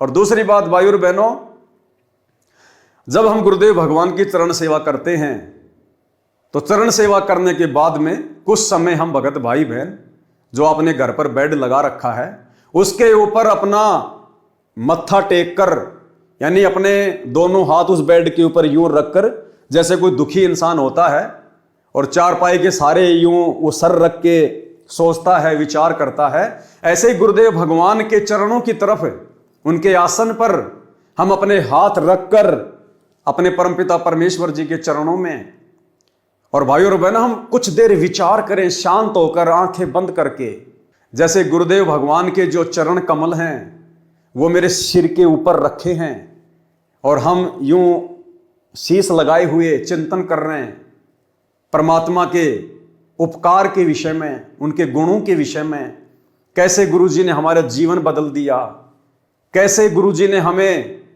इन गंदे विकारों से दूर कर दिया, कैसे परमात्मा ने हमें जानवर से इंसान बना दिया, देवता बना दिया, और हम अपने उन कुकर्मों को याद कर करके, उन विषय विकारों को याद कर करके हम परमेश्वर के चरणों में शीश रखकर कुछ देर आंसू बहाएं।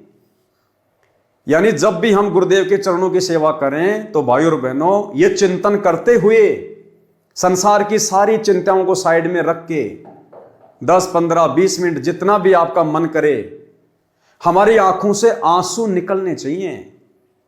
ज्यादा भी नहीं तो एक टपका तो हमारी आंख से आंसू आना ही चाहिए, उन बुरे दिनों को याद करके और सतलोक के सुखों को याद करके, और मन में ये डर कि परमात्मा जो आपने महिमा अपने लोक की बताई है और यहाँ के जो दुख हमें दिखा दिए, बता दिए, परमात्मा यदि हमें अब की बार मोक्ष नहीं मिला, अगर किसी भी कारण से ये कुत्ता, ये कुतिया अगर रह गई, तो परमात्मा मैं तो उन सुखों से वंचित रह जाऊंगा। फिर ना जाने हजारों करोड़ों लाखों युगों बाद ना जाने कब इस कलयुग की पिछली पीढ़ी में आप मेरा हाथ पकड़ोगे। तो ये भय होना चाहिए हमारे अंदर, और अपने गुरुदेव भगवान की मन मोहिनी सूरत को ध्यान में रखते हुए आधीनी से हमारी आंखों से ज्यादा भी नहीं तो भाई और बहनों एक आंसू तो निकलना चाहिए। और जिस दिन आपकी आंखों से आंसू नहीं निकलते हैं तो समझ लेना उस दिन आपने उस श्रद्धा से, उस भाव से भक्ति नहीं की है। उस दिन आप संसार में ज्यादा रमे हैं, आप अन्य सांसारिक कार्यों में, कोई काम धंधे में ज्यादा दिमाग लगाया आपने। उस दिन आपके मन में वो भाव जागृत नहीं हो पा रहे। क्यों? क्योंकि उस दिन भक्ति भाव ज्यादा आपके नजदीक नहीं रहा।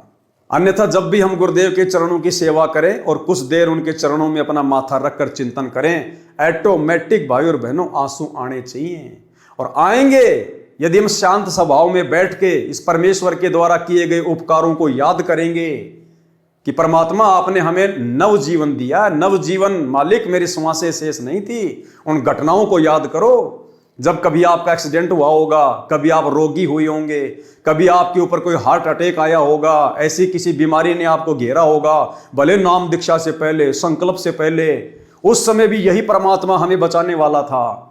और वर्तमान में तो सौ सुख दे दिए। सबसे बड़ा सुख मानसिक सुख है, परम शांति। हमें दुनिया की आग से दूर कर दिया, विषय वासनाओं से दूर कर दिया, हमें मोक्ष का मार्ग दे दिया। तो इतना सब कुछ जो गुरुदेव ने हमारे ऊपर उपकार किया है, यदि हम इसको याद करेंगे 5 मिनट भी, तो भाई और बहनों ऑटोमेटिक आत्मा रोएगी, आंखों से आंसू आएंगे। और जिस दिन आंसू नहीं आ रहे हैं तो समझ लेना उस दिन आपकी भक्ति उस हिसाब से नहीं हुई है जितनी होनी चाहिए थी। इन वाणियों में सतलोक का वर्णन है। कहा है कि सतलोक में सब प्रकार का नृत्य होता है, सब प्रकार के राग होते हैं। सतलोक का संगीत मन भावन है। वहां पर अनेकों सुंदर स्त्रियां नृत्य करती हैं, वहां कोई दुराचार नहीं है। सतलोक में कोई निर्धन नहीं है, न कोई भीख मांगने वाला है, न कोई दान देने वाला, वहां न कोई संसार की तरह व्यवहार करने वाला है। वहां पर परमात्मा के भंडारे से सबको खाने को मिलता है, वहां कोई जन्मता मरता नहीं। हमारा सतलोक ऐसा स्वच्छ देश है। वाणी नंबर 370 से 375 में बताया है कि जैसे श्री रामचंद्र जी अपनी भक्ति की शक्ति से अयोध्या नगरी के सब व्यक्तियों को स्वर्ग ले गए, जो संख्या में 10 लाख थे। राजा जनक जी नरक में पड़े 12 करोड़ जीवों को स्वर्ग ले गए। इनमें स्पष्ट किया है कि काल के लोक में दुख सुख कहर मेहर सब कर्मों के अनुसार चलता है। जन्म मृत्यु भी सदा रहती है, स्वर्ग नरक का चक्कर भी सदा रहता है। परंतु कबीर परमेश्वर की भक्ति से जन्म मरण सदा के लिए समाप्त हो जाता है। राजा जनक वाला जीव स्वर्ग समय भोगकर पुण्य समाप्त करके श्री नानक रूप में जन्मा। परमात्मा कबीर जी ने उसका जन्म मरण समाप्त किया। श्री दादू दास जी का जन्म मरण सदा के लिए समाप्त किया। श्री राम जी अयोध्या को स्वर्ग ले गए, स्वयं श्री कृष्ण जी रूप पुनर्जन्म में आए। राजा जनक 12 करोड़ को स्वर्ग ले गए, स्वयं श्री नानक जी के रूप में जन्म लिया। इसलिए परमात्मा कबीर जी की भक्ति से परम शांति यानी जन्म मरण से सदा के लिए मुक्ति मिलती है, तथा परम धाम यानी सत्य लोक मिलता है जो सुख सागर है। परमात्मा कबीर जी का कलयुग में प्रकट होने का प्रकरण पारक के अंक की वाणी नंबर 376 से 380। गरीब 84 बंधन कटे कीनी कल्प कबीर, भवन चतुर्दश लोक सब टूटे जम जंजीर। गरीब अनंत कोटि ब्रह्मांड में बंदी छोड़ कहाए, सो तो एक कबीर है जननी जन्यान माए। गरीब शब्द स्वरूपी साहिब दैनी, शब्द सिंध सब माही, बाहर भीतर रम रहा जहां तहां सब ठाही। गरीब जल थल पृथ्वी गगन में, बाहर भीतर एक, पूर्ण ब्रह्म कबीर है अविगत पुरुष अलेख। गरीब सेवक होय के उतरे इस पृथ्वी के माही, जीव उदाहरण जगत गुरु बार बार बलि जाही।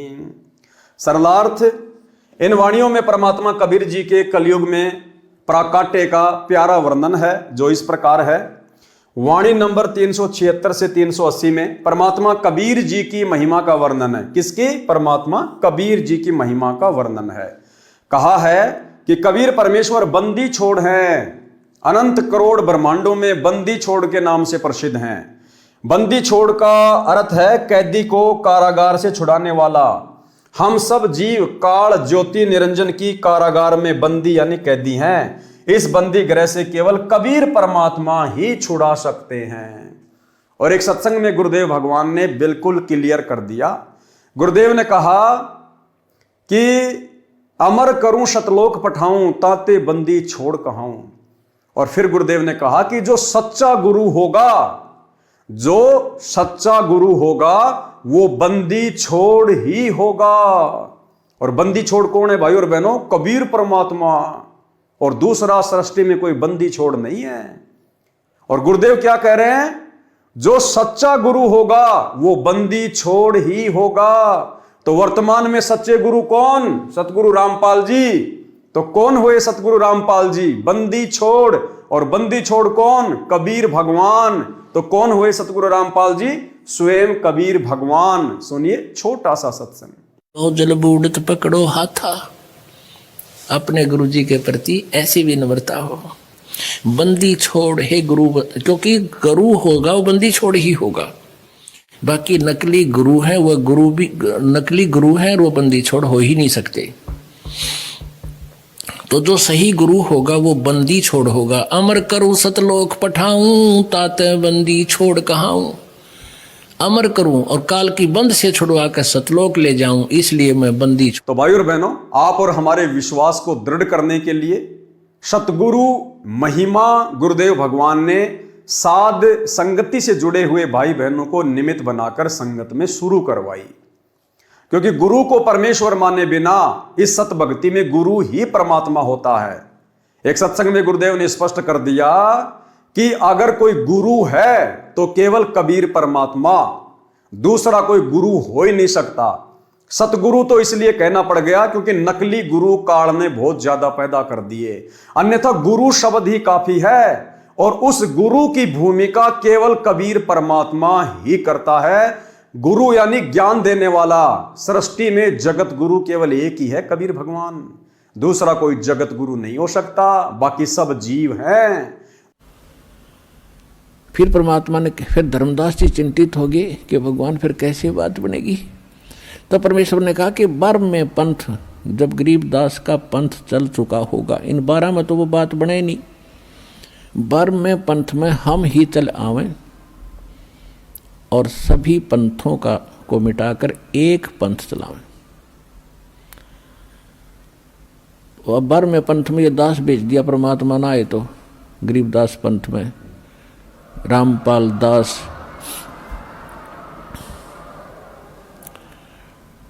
तो कबीर साहब ने कहा है कि पुरुष और गुरु सतगुरु में जो मेरा सच्चा गुरु होगा उसमें कोई भेद ना जानना, समकर जाने। मम संत मुझे जान मेरा ही स्वरूपम। परमात्मा ने कहा है मम संत, मेरे संत को मुझे ही जान, मेरा ही स्वरूपम। तो गुरु और सतगुरु, गुरु परमात्मा, सतगुरु परमात्मा स्वयं होते हैं, सतगुरु कहो चाहे गुरु कहो। और फिर पृथ्वी पर वही सतगुरु होता है जो उसका कृपा पात्र और या वो स्वयं ही आते हैं।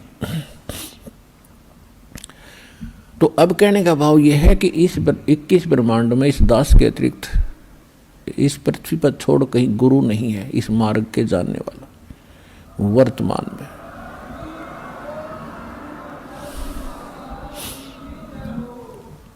अब हम वहीं आते हैं जहां से प्रसंग शुरू हुआ था।